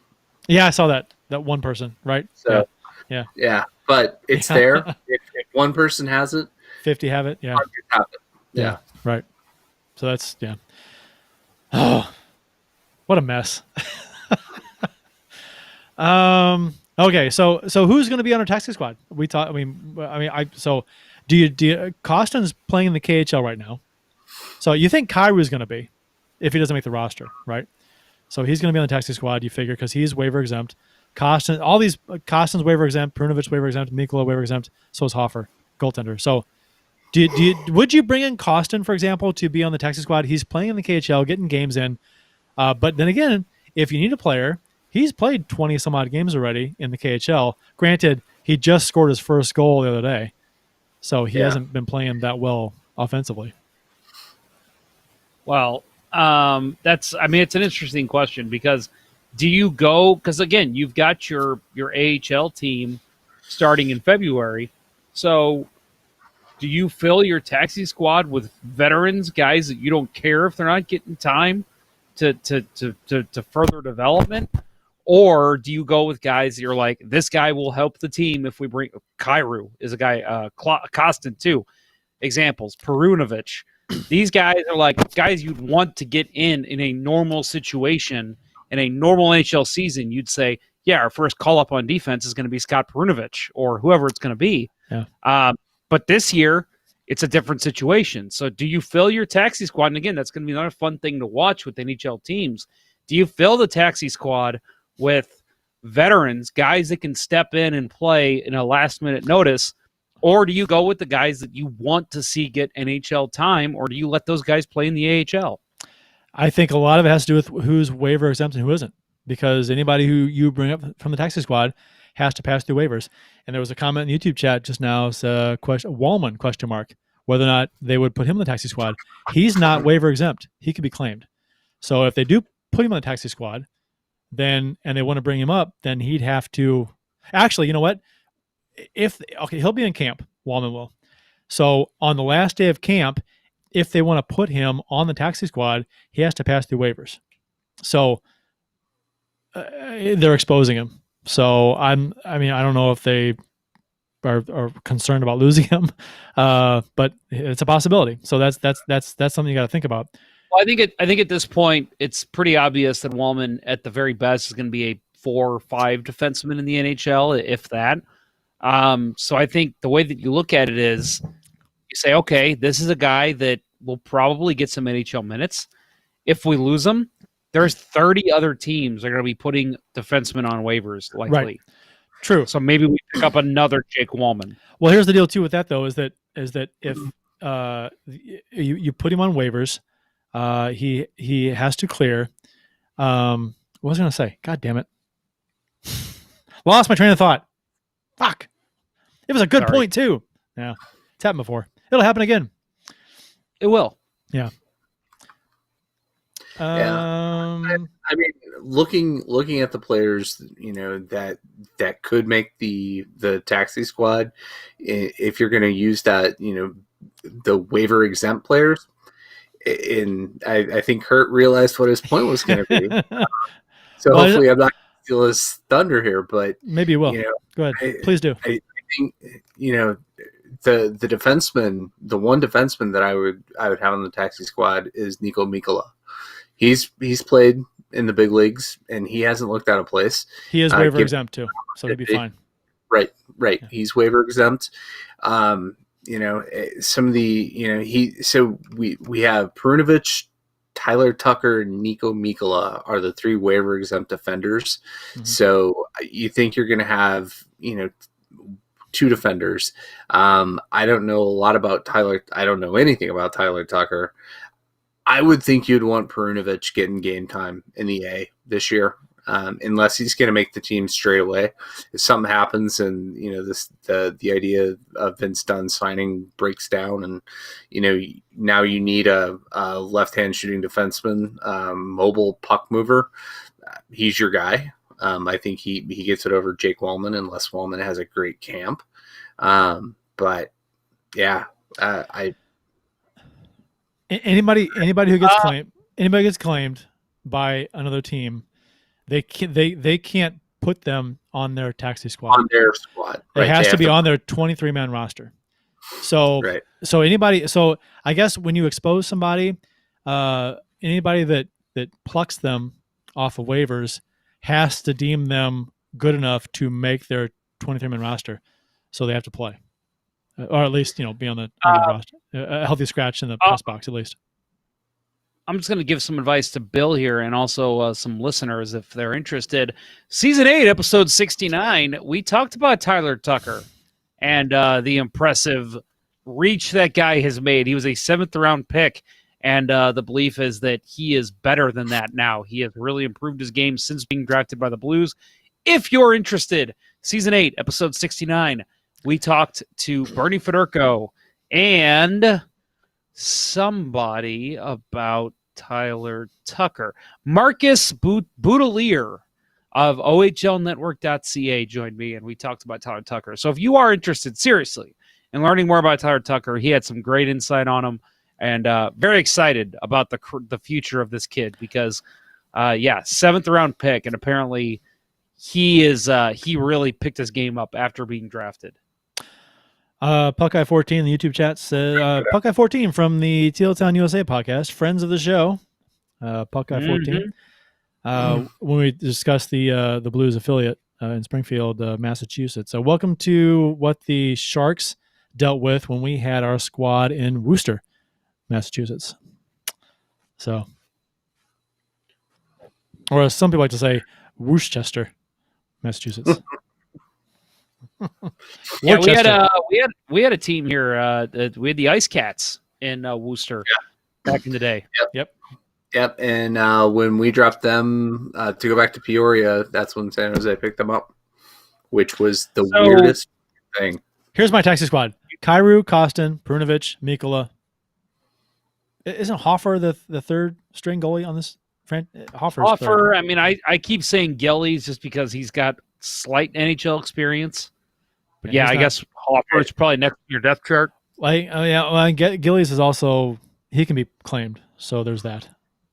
What about Evan Fitzpatrick? Yeah, I haven't studied them at length, so I assumed Hoffer was next in line, but Hofer. Hofer. But yeah, I believe Evan Fitzpatrick is another guy who could possibly step in as a goalie. But a couple years older. I don't know. I mean, I'm fine with your list. That's probably what we'll see, I would imagine. I mean, unless Aris Bremanis is available. There was Aris Bremanis. Anybody? Bremanis? Aris Bremanis. It was the Curtis Stanford era, right? Yep. Yeah. Defenseman. Played maybe 5 games for the Blues. Oh, yeah. We're like 52 or some crazy number. Yeah. Not making the connection. Sorry. Yeah. Sorry. Yeah. What does anybody know? How's Eric Foley's health? Because he's a guy that I'm super excited. I didn't watch 10 hours of tape like somebody we know. 8 hours. I was super excited. 8 hours, 10 hours, something like that. That's all day long. Super excited for the Blues to get him. Another former Providence College guy like Jake Wallman, who had great upside, but just he has concussion issues. But if he's healthy and he's still on his entry level, I put him on that taxi squad, have him available. He's way exempt as well. I don't know if he's. I mean, from what I've heard, he's had so many concussion issues that it's even questionable if he ever play hockey again. Right. Yeah. We're still paying him. We'll see. The league mentioned trying to make start times of some West Coast games more friendly for the Midwest. I know Blues fans have been particularly outraged. Well, I should say some Blues fans. Excuse me. Wild fans were for a while too when the rumor was that they were going to be joining there. And I get it, but there's been a lot of talk. Blues fans upset about one of the West, upset about having later game times for a lot of these games. So, so with the first game being the last of a triple header on NBCSN, the Blues are getting a 9:30 Central start time. This game is in Colorado, who normally they have 7 p.m., 7:30, or 8 p.m. Mountain start times. So a 9:30 Central start time, to the best of my knowledge, is later than the Blues have ever played in Colorado. But that's strictly because of they're the third game of the doubleheader on NBCSN. So this could be an anomaly. They play a couple of games on NBCSN. I think it's 2 or is it 4 games on NBCSN? 4. So they're later tonight, but hopefully the league said they're going to try and schedule some games earlier because we've got a lot of them out there this season. So we'll see how that goes. But it's interesting right off the bat that our games in Colorado usually are 8 or 9 o'clock, but now they're 9:30. So it's the opposite direction. First of all, I've seen Avalanche fans bitch about this too. Why is our team starting at 8:30? It's the playoff discussion we've had for years now. Oh, God. Why are the Central teams getting the 8:30 starts? Happened last year. Same thing in Colorado. Yeah, I mean, same thing here in Colorado. Remember the bullshit we had last year with Vancouver? We got games in St. Louis are starting like it was it 8:30, 9:30 in St. Louis. Well, not in St. Louis. Right. Sorry. We had a home team. Right. It was stupid. But anyway, no, it's I will say, I think on any other situation, if this was like Blues are in the Central, they're going to play the Blackhawks on opening night, and they're going to start at 9:30. People are going to be pissed. They're going to be like, all right, well, it's part of a triple header. This is to me, and we've said this a million times on this show. I don't know. I don't want to speak for Bill, but for Curt, I'll speak and say, we're night owls. We stay up anyway. We're going to watch these games. So it personally, I don't think that it's anything that we're that upset about. And there's other people like us, like-minded, but it does suck for a certain amount of people, and that's why I think it's okay for people to complain and be upset about it. Especially people who have kids that stay up to watch the Blues games. I mean, that's a late time. But anyway, and we've talked about this on the show. To me, all this says, yes, it is a triple header opening night. You're going to have recent Stanley Cup champs on against a very good Colorado team. That is the last game of the night. That's a huge deal. But it screams tone deaf to me. And we've talked about this with the NHL before. They are so fucking tone deaf. All they think about is, well, if we have an East Coast game start at 6, we can have another game start at 7 or 7:30. We have another game start at 9:30. That's a triple header on NBC Sports. That's huge. That's what we want to do. Yes, that's great. But have two California teams play. I know California sucks. These teams are not good right now. But it is so tone deaf to your St. Louis and Central Division fans, typical Central Division fans, that are looking at this and saying, what the hell? A 9:30? You said you're going to try and accommodate Central Division people better by having earlier start times, but you're starting two normal Central Division teams at 9:30 on opening night. That's just a tone deaf move by the NHL. I don't know. Maybe I'm just being harsh, but I just think that's a terrible PR move by the NHL to do that. What are the other two games going on? Doubleheader, the triple header. I don't even know. No, actually, because I'll give them a pass for one game. You know, it's. I agree. It's tone deaf. It doesn't make sense for Central Division teams to be starting that late in their local time zone. But I mean, overall, if to me, I thought the bubble was super successful in having early mid-afternoon start times. Why don't we continue to do that? There aren't fans in these buildings, and there aren't going to be until at least March or April. So why don't you just schedule it earlier so that you don't have people, who are having to stay up way past their bedtime to watch hockey? I mean, just I think why are you so married to a 7:00 Eastern start time? Yeah, well, I guess for triple header you're not. There's been a lot of people attacking the folks outraged, the Blues fans especially. Excuse me, God. That how vocal they've been, upset, annoyed, irritated, whatever, however you want to describe it, about the late start times. But to be honest, this has kind of like been compounded, because if you go back to what we just touched on before, the playoffs last year, it was a big deal that the Blues playoff games against Vancouver, we got the latest of the fucking latest games almost every time. A couple times for no reason. It was just like, why can't we play again? Why? We were getting pushed back to 9:30 a lot. And so that pissed off Blues fans. And then, so the offseason happens, and then there's the realignment, and now we're in the West. So now, okay, Blues fans are kind of annoyed at that. What the hell's going on? Why are we in the West? That we're Dallas and Minnesota farther west than we are, but we're in the East. I don't get it. Okay. And then the league says that they're going to give us, some earlier start times to make up for the fact that we're in the West. And then the first game of the season is 9:30, which is later than we've ever played in Colorado. Again, so I think a lot of the outrage is just compounded frustration with the league, the NHL. People like to complain about stuff anyway. People yell at clouds for all kinds of stuff. And there's always people complaining about the league, complaining about start times, complaining about this, that. I get it. But, and like Bill said, this is one game. It's the last game of a triple header. So let's not freak out about this. Let's see how the other games are scheduled.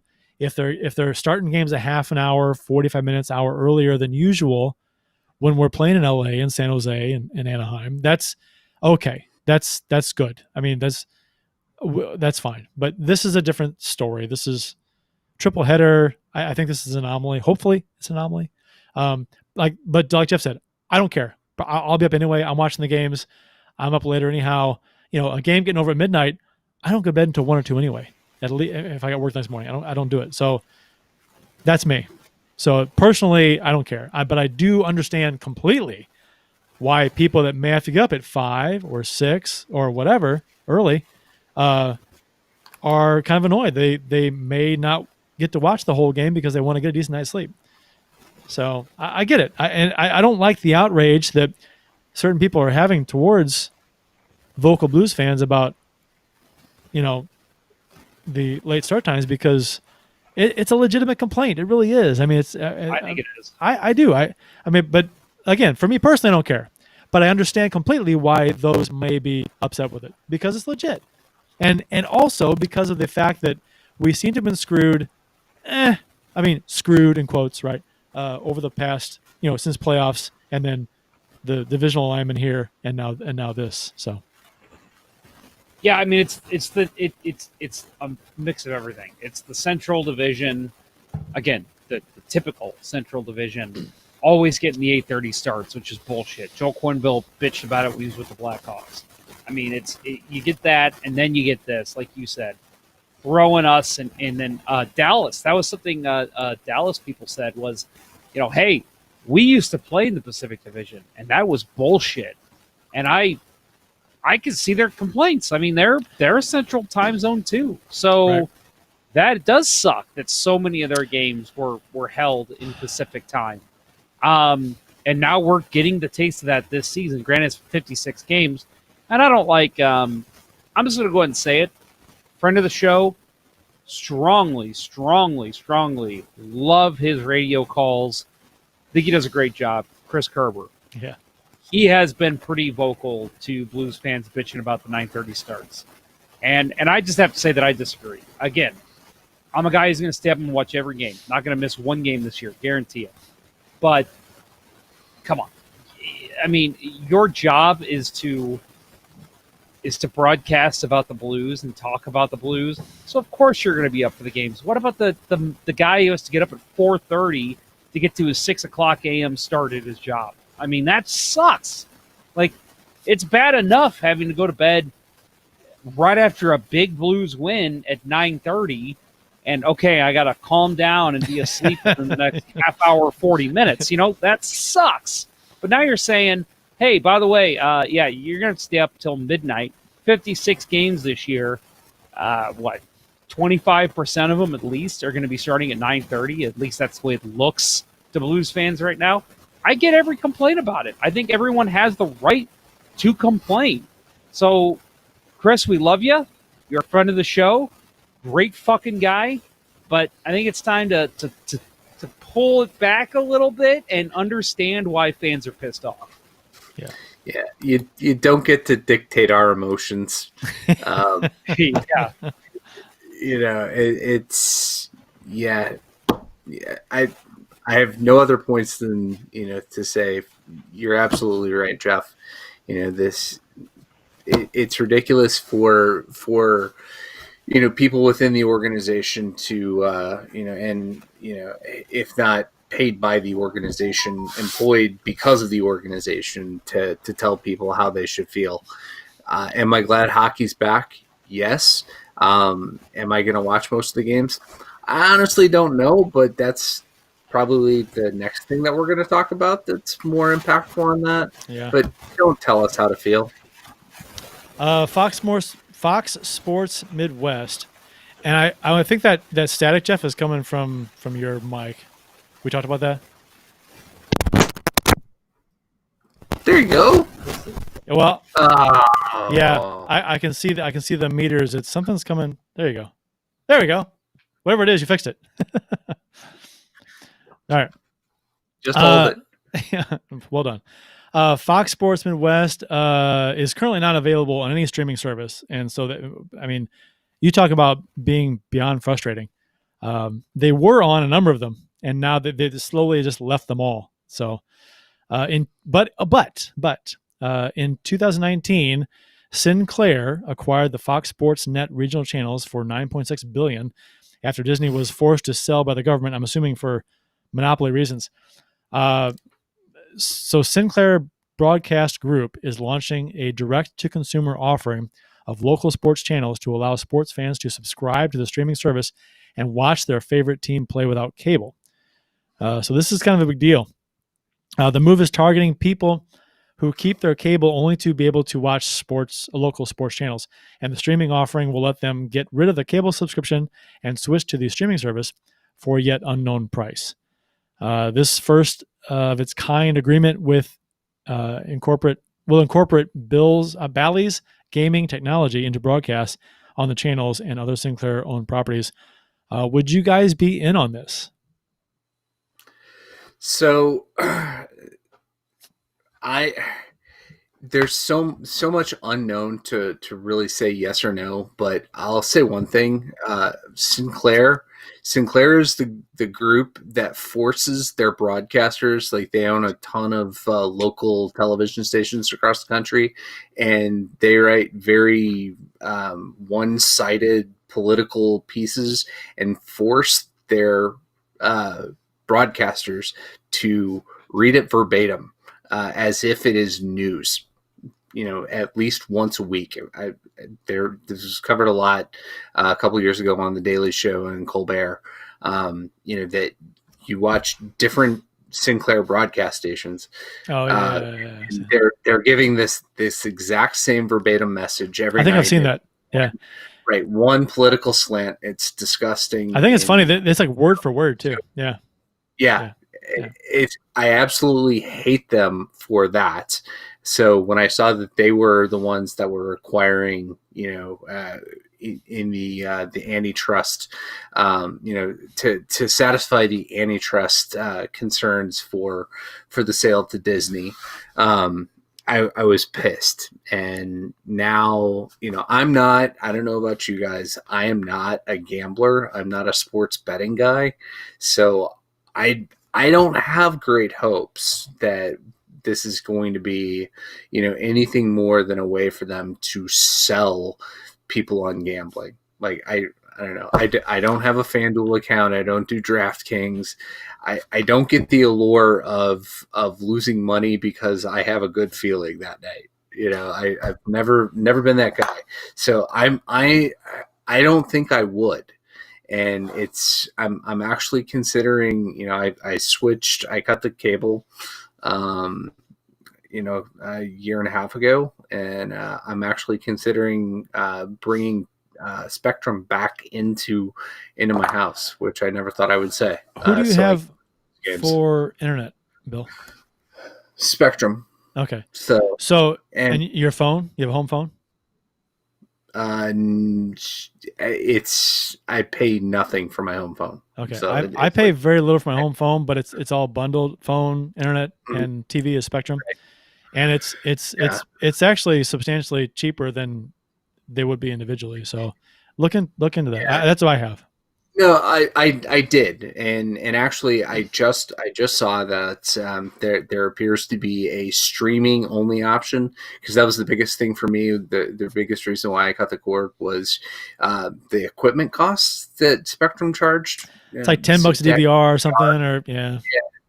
And now you can just opt for streaming, and it's only like $25 a month or something.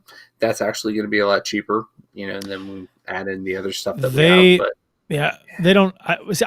Okay, so my issue with this whole thing is on the surface, it sounds fantastic, but I think with me, I've got a TiVo here that I love, that I use upstairs, and I've got satellite TiVos, and I'm going to, like, smaller ones that I'm going to put on my other TVs in the basement, in the bedroom. So if I were to go this route, I would have to ditch the TiVo because it wouldn't be compatible anymore. And I have questions too about all of this. So, what's offered? How many simultaneous streams can you have at one time? Is there a DVR? Will they have on demand? That kind of stuff. So I think I record every game, and if I can't be watching the game when it starts, I like to, put the kids to bed or whatever, and I'll watch I'll catch up. How many times have I said, "Don't text me"? I'm radio silence. I'm catching up. I'm not live TV yet. So that happens a lot. So the DVR is a huge part of my life when it comes to Blues games. So I'm and again, it depends how much this costs. To be honest, if it's really cheap, then maybe I'll look into it. But I don't know. It's gotta check off a lot of boxes for me to go that route. I know, Jeff, you're a cord cutter, right? So would this interest you? I mean, it definitely interests me because every time that I'm like, oh, I should probably start gambling on sports, I'm like, well, I would have made this bet, and this bet. I would be a freaking millionaire at this point because I'm always right. But of course, I know once I start actually making the bets, it's going to be different. But anyway, I would be interested. But yeah, I'm a cord cutter. I stream 100%. I got the Fox Sports Midwest app on my Roku TV. I've got the NBC Sports app. Plus, I've got other means in case those don't work for whatever reason. So I'm fine with just streaming and not worrying about whatever Fox Sports Midwest is doing or whatever the issues are here with YouTube TV and all that. But no, I mean, if situation were different, I think I definitely would be interested because I've always said I should at least give it a shot, but maybe I'm just scared and I haven't yet. So another thing that's happening this season is the offside rule change, probably the most notable rule change that we're going to deal with. So a skate does not have to be on the ice to be onside. A player is offside when both skates are completely over the entire blue line. Essentially the same concept as the goal line as far as the vertical plane goes. Puck crosses that vertical plane, it's a goal. If the skate has to cross that vertical plane completely before the player's offside. So are you guys on board with this, or do you think somebody brought up on Twitter that it could cause more injuries where a player is like flailing a skate like 3-4 feet up in the air trying to cross the plane? I'm just saying that's what was brought up. Well, I'll say that I'm glad they're overturning the 2014 goal that was caused with Yuri Latera's skate. Yep, they're gonna overturn that. So the Blues beat the Blackhawks in that series. So, just saying. But no, I'm all for. I mean, this is something we've talked about this on the show nonstop for years. I think it's the right move. I mean, if the puck can be in the air and you're going to have a call it not offside, why can it not be a skate? So I think that this is the right call. Should have been made when they implemented the offside challenge. I'm glad to see they're finally catching up. Yeah, couldn't agree more. Hopefully this will eliminate some of the stupid coaches' challenges that we've had over the years. It's nothing more frustrating than, a play going on for what is the longest? It's been like there was something not in the bubble, but before the bubble. I think there was a play that was like close to a minute and a half possession retained and got called back. The puck went in the net and they got called back. That's absurd. Like it just doesn't, just stupid for, something that close, is the skate on the ice? Is it not on the ice? What does it matter? It's the plane. I think they should have been smart and done this, probably before the coach's challenge, might have prevented the coach's challenge from coming into existence, at least for that. But if you're going to use, to your point earlier, Curt, if you're going to use the idea of a plane for the puck crossing, the goal line as counting as a goal, why not do that for a skate? It never made any sense. Glad that they're rectifying it. Can't wait to see what the next thing we're going to bitch about is, though. I'm with you, fellas. I agree. We're good, Jeff. Awesome.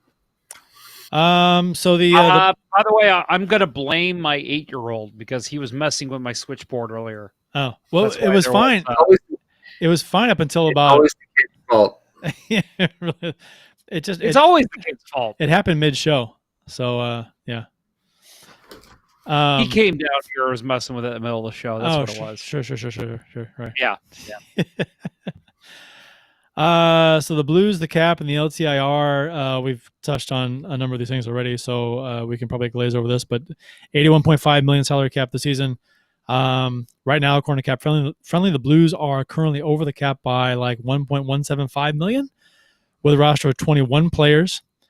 And we talked about what they could possibly do to get under that. And as far as Hoffman goes, so I think they could probably buy out Dallas Drake. That's probably what they still paying him? Yeah. He doesn't have a DiPietro contract where they're still paying him. No. Okay, maybe Jay McKee then. Maybe Jay McKee. We bought him out. Bought him out. Yeah. So the first guy that ever got bought out by the Blues. So You're right. Yeah, first and only by the Blues, right? That's the only person. Yeah. Armstrong's never done it. They bought out Dallas Drake. Did they? Yes, they did. That was Armstrong? It was not Armstrong. No, I was going to say, okay, that was before. Pre-Armstrong. Okay, so Armstrong's done. Armstrong has never. Yeah. It was Leary. Yeah. God, that's message board fodder. So I don't know if you guys have heard, but Mike Hoffman signed a PTO with the Blues, personal tryout contract. I mean, did you hear about this? You know what's funny is that it's 11:15, and this is the title of the show. I know. And we're getting to it. What's funny is that I actually had it earlier in the online teasers, and I didn't move it up on the outline, so it's kind of buried here. But yeah, I mean, I haven't talked with you guys about this, but we actually have not. Yeah, I want to get you guys' thoughts on this as far as signing Hoffman and any baggage that may or may not come with signing him. And what you guys feel about it. So as far as him signing a PTO, I think we all understand that he's going to sign with the Blues. The PTO is a way to just get around the cap issues they have. They'll sign him once the LTIR kicks in. That's been confirmed by big time reporters in the NHL too. Right. They have a deal in place. It's gonna who will sign, but it won't be until after camp, after the LTIR kicks in. So he's a Blue. The PTO is just, surface formality, right? Exactly. The exact word I was looking for. So, you guys, are you guys in favor of the Hoffman signing? Do you want the Blues to shy away from him, or how do you feel about this? Bill, go ahead. I'm in favor of it. You need goal replacement with Tarsenko being out for the majority of the upcoming campaign.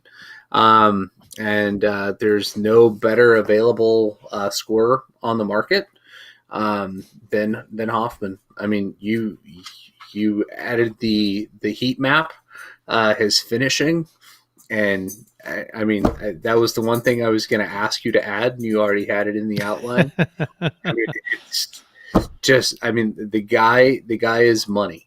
I mean, from a purely offensive perspective, and that's what I'm wanting from the player. You know, one back check, you know, I'll be ecstatic. But no, I think, you know, this is a win, you know, win kind of situation. You know, you have the uncertainty of the market. You know, he's not looking for a long-term deal. He's not going to try to be Taylor Hall and force a long-term contract and then sign at the last minute with, you know, the highest bidder. He's looking for, you know, a place to play and, you know, take in, you know, the contract. And as Sheldon apparently isn't a big fan of the deal. I think he's a big fan of the Carlsons. No, I mean, I think from a contract perspective, it makes a lot of sense. You know, bring him in for $4 to $4.5 million. You know, and the only thing is, it isn't a done deal. There is risk that it could fall through. Somebody else could come along. We don't have exclusive negotiating rights. Somebody else could come along and offer him, you know, a big dollar deal. You know, if there was a contender that, you know, maybe lost somebody in training camp, you know, that could force the Blues' hand. But, you know, with what we covered earlier, you know, the ultimate cap relief that we're going to have is $7.5 million. I think he'll be here. I hope it's more at the $4 million range. But overall, it's a good deal. I'll add to Bill's comment about if another team tries to sign him. I have to think that the way the business works for most NHL players is if he shows up in Blues camp and, you know, plays the way we think he will, and another team sees him and says, hey, you know what? Hoffman looks pretty good. Let's offer him $5 million, because apparently the Blues are only at 4 to 4.5. I would hope that Hoffman would look at the Blues and say, hey, I just got an offer for $5 million from Team XYZ. Just want to let you know before I sign it, in case you guys want to try and top it. And, you know, not saying the Blues would, but I'm saying to at least have that option would be huge. I want to say that happened with, we're totally pulling a name out of the hat here. I think it was Daniel Cleary. I believe that happened with him once. He was in a contract situation with Edmonton, I think. And then the Red Wings, his old team, came calling, and he said, "Oh, see you later. I'm going back to Detroit." And Edmonton was like, "What the fuck?" So I don't think that's going to happen here with Hoffman. I hope not. But either way, bring him in for a PTO. I don't think there's. I always say this every year, even when they signed Bissonnette, Ryan Whitney. How funny is that? The two guys from Chicklets. Yeah, I think I just put that together. But those two guys come to mind. Why not? Bring in anyone you can on a PTO, and if they show up and play great, hell, that's a guy that nobody else was looking at. So Mike Hoffman, yeah, bring him on a PTO, and I think he understands that he's going to make some money here, so he's more than happy to come here. Plus, he's going to win a cup here. Well, I shouldn't be so confident. He's got a very good chance at winning a cup here, and this is a good team. It's not nothing against Florida, but Florida was always a fringe team. Even with the departure of Petro, this is still a Stanley Cup contender. And I think that excites him, and I think that $4 to $4.5 million, yes, we're going to talk here about possible locker room issues here, but you got to think that was years ago. If there really was anything, hopefully he's moved on from it. Hopefully his wife has moved on from it, and hopefully it's something that, and just knowing hockey players that I have my entire life, it's something that as long as he steps into the locker room and doesn't show that he still feels that way or whatever, that he's, doesn't bring it up, it's not a big deal anymore, no one's going to give a shit. As long as you're out on the ice giving it your all, that's all your teammates are going to ask of you. You got static again. Just last couple seconds there. Div by Zero on the YouTube chat says, I love the signing. I just hope the Berube system doesn't expect him to grind. We need his scoring touch, not another grinder. And Patrick Day says, solid signing, 30-goal scorer, fills in a top 6 player minutes and line combo. I agree with both of those things. And what I want to add to this is that this cost us nothing aside from money. We didn't trade anyone to get him. This is a extremely low risk, extremely high reward situation. There's a ton of great offensive players in the NHL who aren't great defensively. The knock on Hoffman is he's not great defensively. Tarsenko is one of them, and we talked about. You rarely hear anyone call him out for poor play in his own zone because he plays well offensively. So that's his role. Wanting somebody to be fantastic offensively and fantastic defensively is going to cost you $10 million a year. So I mean, we're getting Hoffman for what reportedly approximately $4 million or so a year. Oh my God, he's going to be the best bargain on this team probably, assuming he plays as advertised. So Hull wasn't a good defender either in his time here. So neither was Oates, and they're in the Hall of Fame. So take that for what you will. I did share that Hoffman finishing chart from 2011 to 2020. It's shared by the hockeyviz.com at Ineffective Math on Twitter. You look at this map, and he is a stud in the offensive zone. He finishes. That's what he does. That's why he makes his money. So it's all red. He's in the offensive zone. So and red is very good. It's all dark red, which is even better. So if you take a look at hockeyviz.com and look at Mike Hoffman's finishing stats, are quite impressive. So if you're having any doubts about his offensive abilities, but Jeff mentioned the locker room issues or the side story crap that a lot of people talk about when they talk about Mike Hoffman and his fiance Monica Carrick. So I assume everyone knows that she was accused of cyberbullying the Carlsons about when they had their stillborn baby a few years ago. It was a big deal. I mean, that's a huge accusation to say that someone's making hateful comments towards somebody else in a time like that. It's just a shit thing to do, right? So and I think a lot of people think that she is guilty of this just because she was accused of it, but I don't think anybody or a lot of people have done any type of research or know the details on it. So here's what you need to know about this.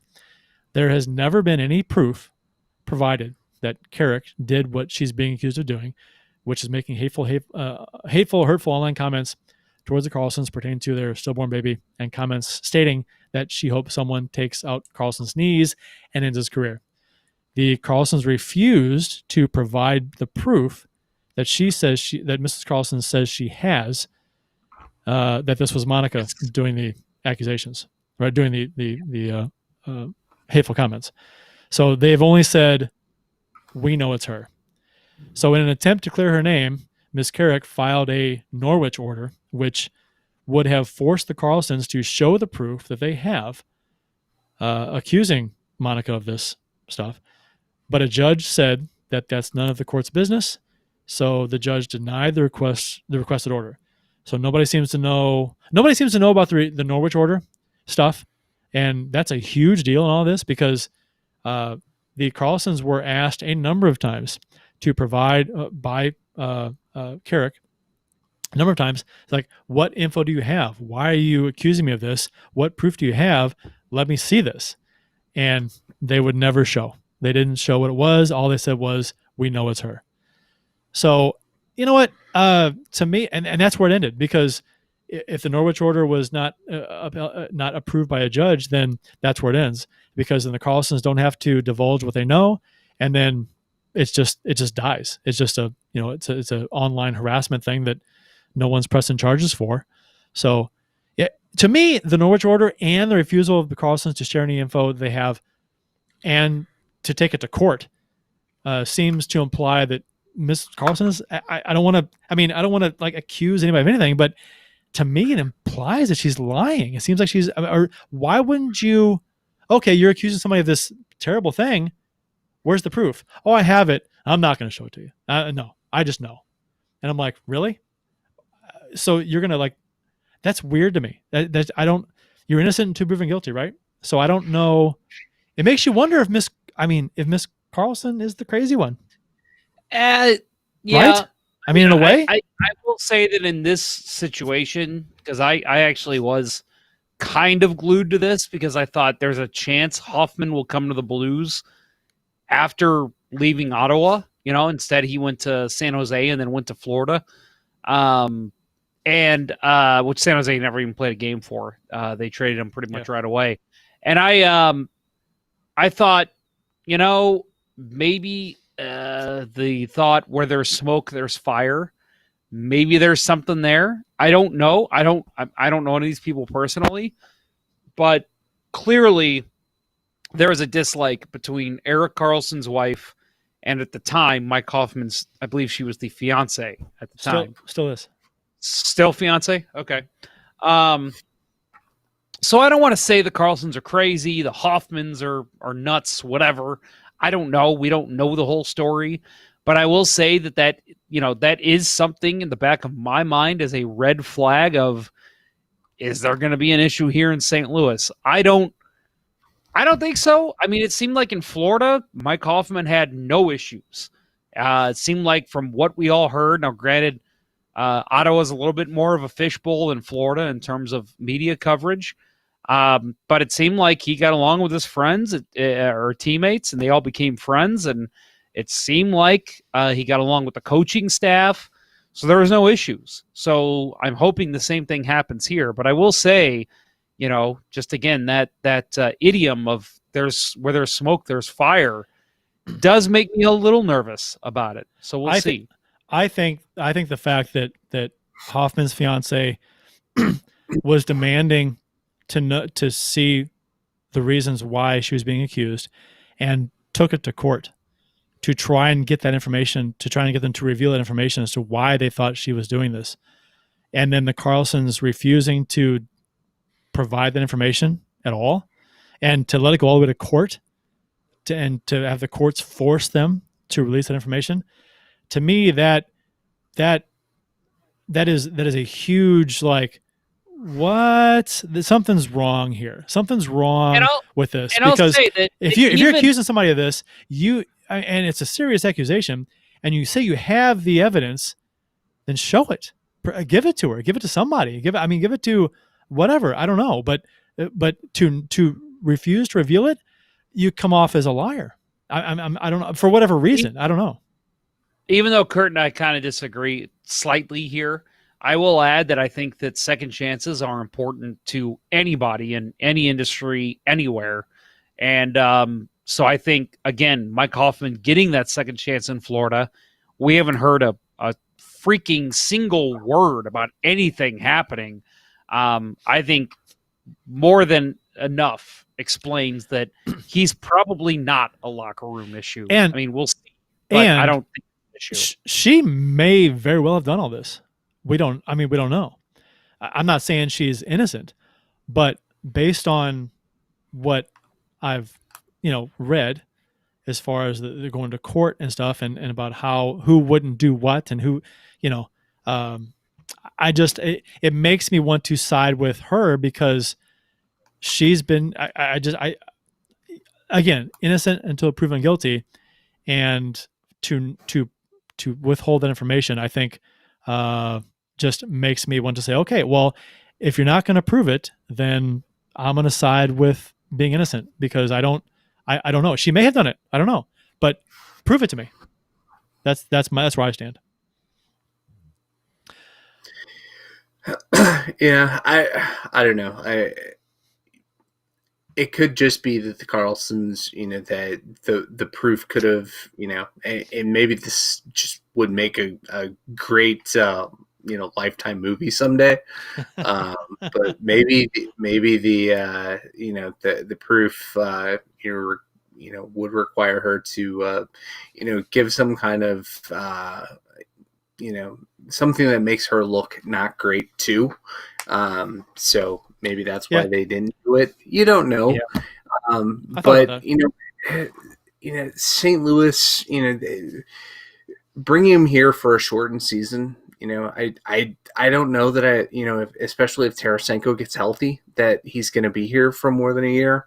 I don't think that the risk is going to be that much.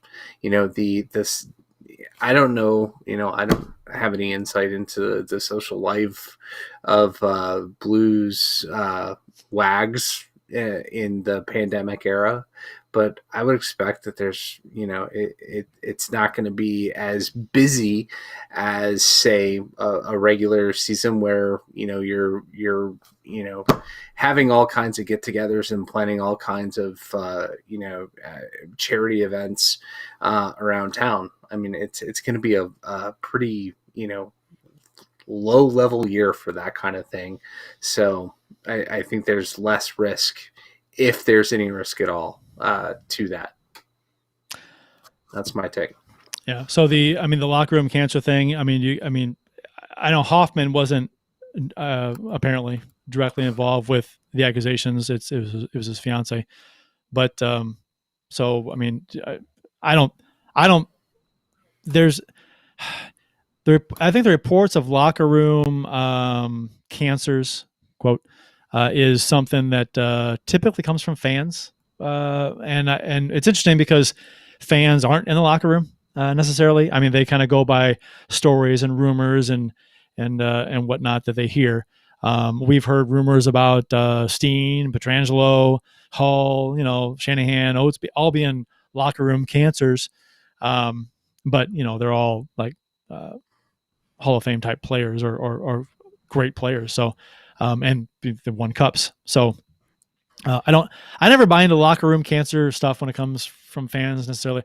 If it's coming from players or coaches who are in the locker room, that's completely different story. But the social media stuff with the whole, reading message boards and Facebook and Twitter, I'm gonna it's grain of salt kind of thing for me. You guys never heard anything that was an actual serious personal there was never a locker room fight between Karlsson and Hoffman, right? No, we never heard anything about that. Yeah. So from what we heard, it seemed like I'm sure there was some animosity, but it was probably that they just avoided each other. It was just Karlsson didn't talk to Hoffman, Hoffman didn't talk to Karlsson. I'm sure that's what it was for the remainder of that season until they both got moved. And again, it has nothing. Maybe it had nothing to do with Hoffman. Maybe. There's even a possibility here, and again, I'm just totally speculating.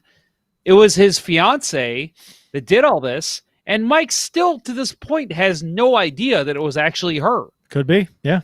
We don't know. Nobody knows what the real story is here. So Mike's fiance could be a total nut job that he isn't aware of yet. You don't know. Or it could be blind.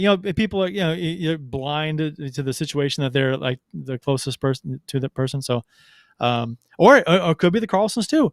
Karlsson's wife could be a nut job. Granted, I think a lot of the wives sided with the Karlssons in the situation, the players' wives. So, and maybe Carrick, Hoffman's fiance, just was not well liked, and maybe that's why people kind of sided against her in this standoff. We don't know. You know what? We don't know. We'll never know. No, we won't. I don't think so. But like I said, I think with what I've read, I think I'm just siding with, prove it to me. I'm not a Missourian. I'm on the Illinois side, but show me, right? So, yeah, show me. Show me. I'm on the Missouri side. Let's see. Puck Guy 14 should make the 8 games against our teams interesting. Hoffman tried start something in their only game. So I'm guessing. Okay, so last year against the Sharks, I guess Hoffman tried starting something against the Sharks. Maybe he didn't like being a Shark for 2 hours. Yeah, maybe he didn't. Blue Note. So Puck Guy 14. While we got you on here, was it against Karlsson specifically, or was it against just the Sharks? Is what I want to know. Blue Note Fan Report says, "Hey guys, I interviewed Darren Pang today and released it on my page today. Is also it's his 52nd birthday. hey, guy, happy birthday, buddy. Hope you have a good one, and I hope that the Blues can bring in another cup here soon. Me too. Div by Zero on the YouTube chat says, in defense of the fans here, the Senators did nothing to refute the rumors trading both players. So that's true. That's a good point. The Senators, they did that, and not the best run or organization either. I'll say that. They got like a lot of cap space. It's like 10 million, 8 million. So like there, we should be worried about signing Mike Hoffman? I don't think so. Puck Guy 14, he says, against Carlson in Florida, first shift they played, Carlson was out the year they were traded in 18-19. Yeah, that's right. Okay, well, there's a backstory there. So that's something to watch out for. Yeah. Interesting. Yeah. But again, you think about it this way. I mean, let's say Bill and I are playing each other in a hockey game, and Bill's lady said something about a stillborn that I had. Guess what? I'm probably going to be a little mad at Bill.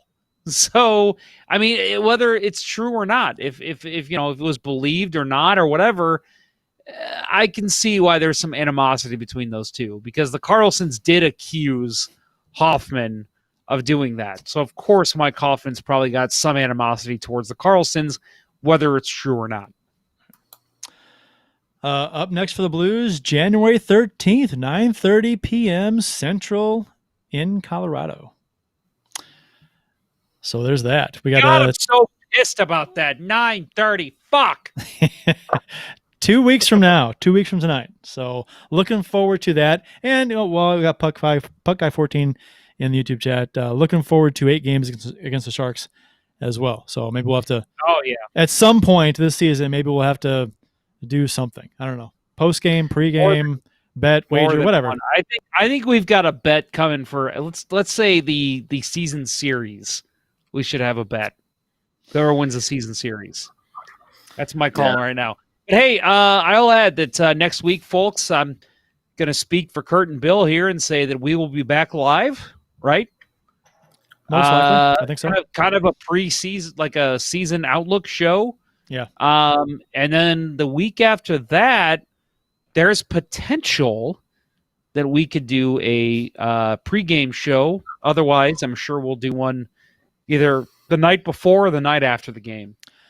Patrick Day says live cast for the Colorado opener. Maybe we can sneak in like a little bit of a pregame on that. It's a 9:30 start. Maybe we can do something before that. That's what I'm thinking. We could probably start at 8:30, 7:30, something like that. 8:30, 8:30. Yeah. Right. Yeah. We could take these lemons and make lemonade and do a pregame show. That's right. So. It does open the opportunity for a few more pregame shows that we could possibly do if we wanted to. So that's on the table. So we might do that. Patrick Day, by the way, I think joined us for the first time last live show. So good to have you back, Patrick. Thanks for joining us again. Support for, are we done? I think we're done. Yeah. I think we're done. We're done. Adam Gold added a comment in Facebook. Adam, a good friend of the show, just celebrated a birthday, just bought a house. Congratulations to Adam. Wow. Yeah. He celebrated a birthday and bought a house on the same day. So good for him. So when's the housewarming party? Huh? That's what I was wondering, Adam. Come on. Live. We could have a live show from Adam Gold's housewarming Let's party. do it from his wine cellar. I'm sure it's huge. Oh, that'd be amazing. He says, no David Ayers stories this year. 2021 is starting off comparatively worse than 2020. You know what? They're coming to the show. Congratulations, Adam. All right. Support for Let's Go Blues Radio is brought to you by Manscaped, the best in men's below-the-waist grooming products. Get 20% off and free shipping at manscaped.com with code LGB. Your balls will thank you. That will wrap up episode 16 of season 9 of the original St. Louis Blues Hockey Podcast, Let's Go Blues Radio. Thanks for listening, and thanks to those who participated in the YouTube and Facebook live chats during the show. We hope you enjoyed it as much as we've enjoyed bringing it to you. Have a safe and happy New Year's Eve, everyone. Let's go. Oh, for Jeff Ponder and Bull Day, I'm Curt Price. Until next time, everyone, let's go Blues. Let's go Blues. Don't drive if you're drinking, and let's go Blues. The Chiefs are at home tonight against Cyanosport at the War Memorial at 8. Good seats are still available. A look at sports. I think that went very well. Thank you for listening to Let's Go Blues Radio. Now take off, hosers. I want you to have a heart attack and die so that we never have to do this shit again. Well, there's 90 minutes of your life you'll never get back. Sorry. St. Louis Blues, St. Louis Blues. Have you heard the news about our St. Louis Blues? They've only just begun their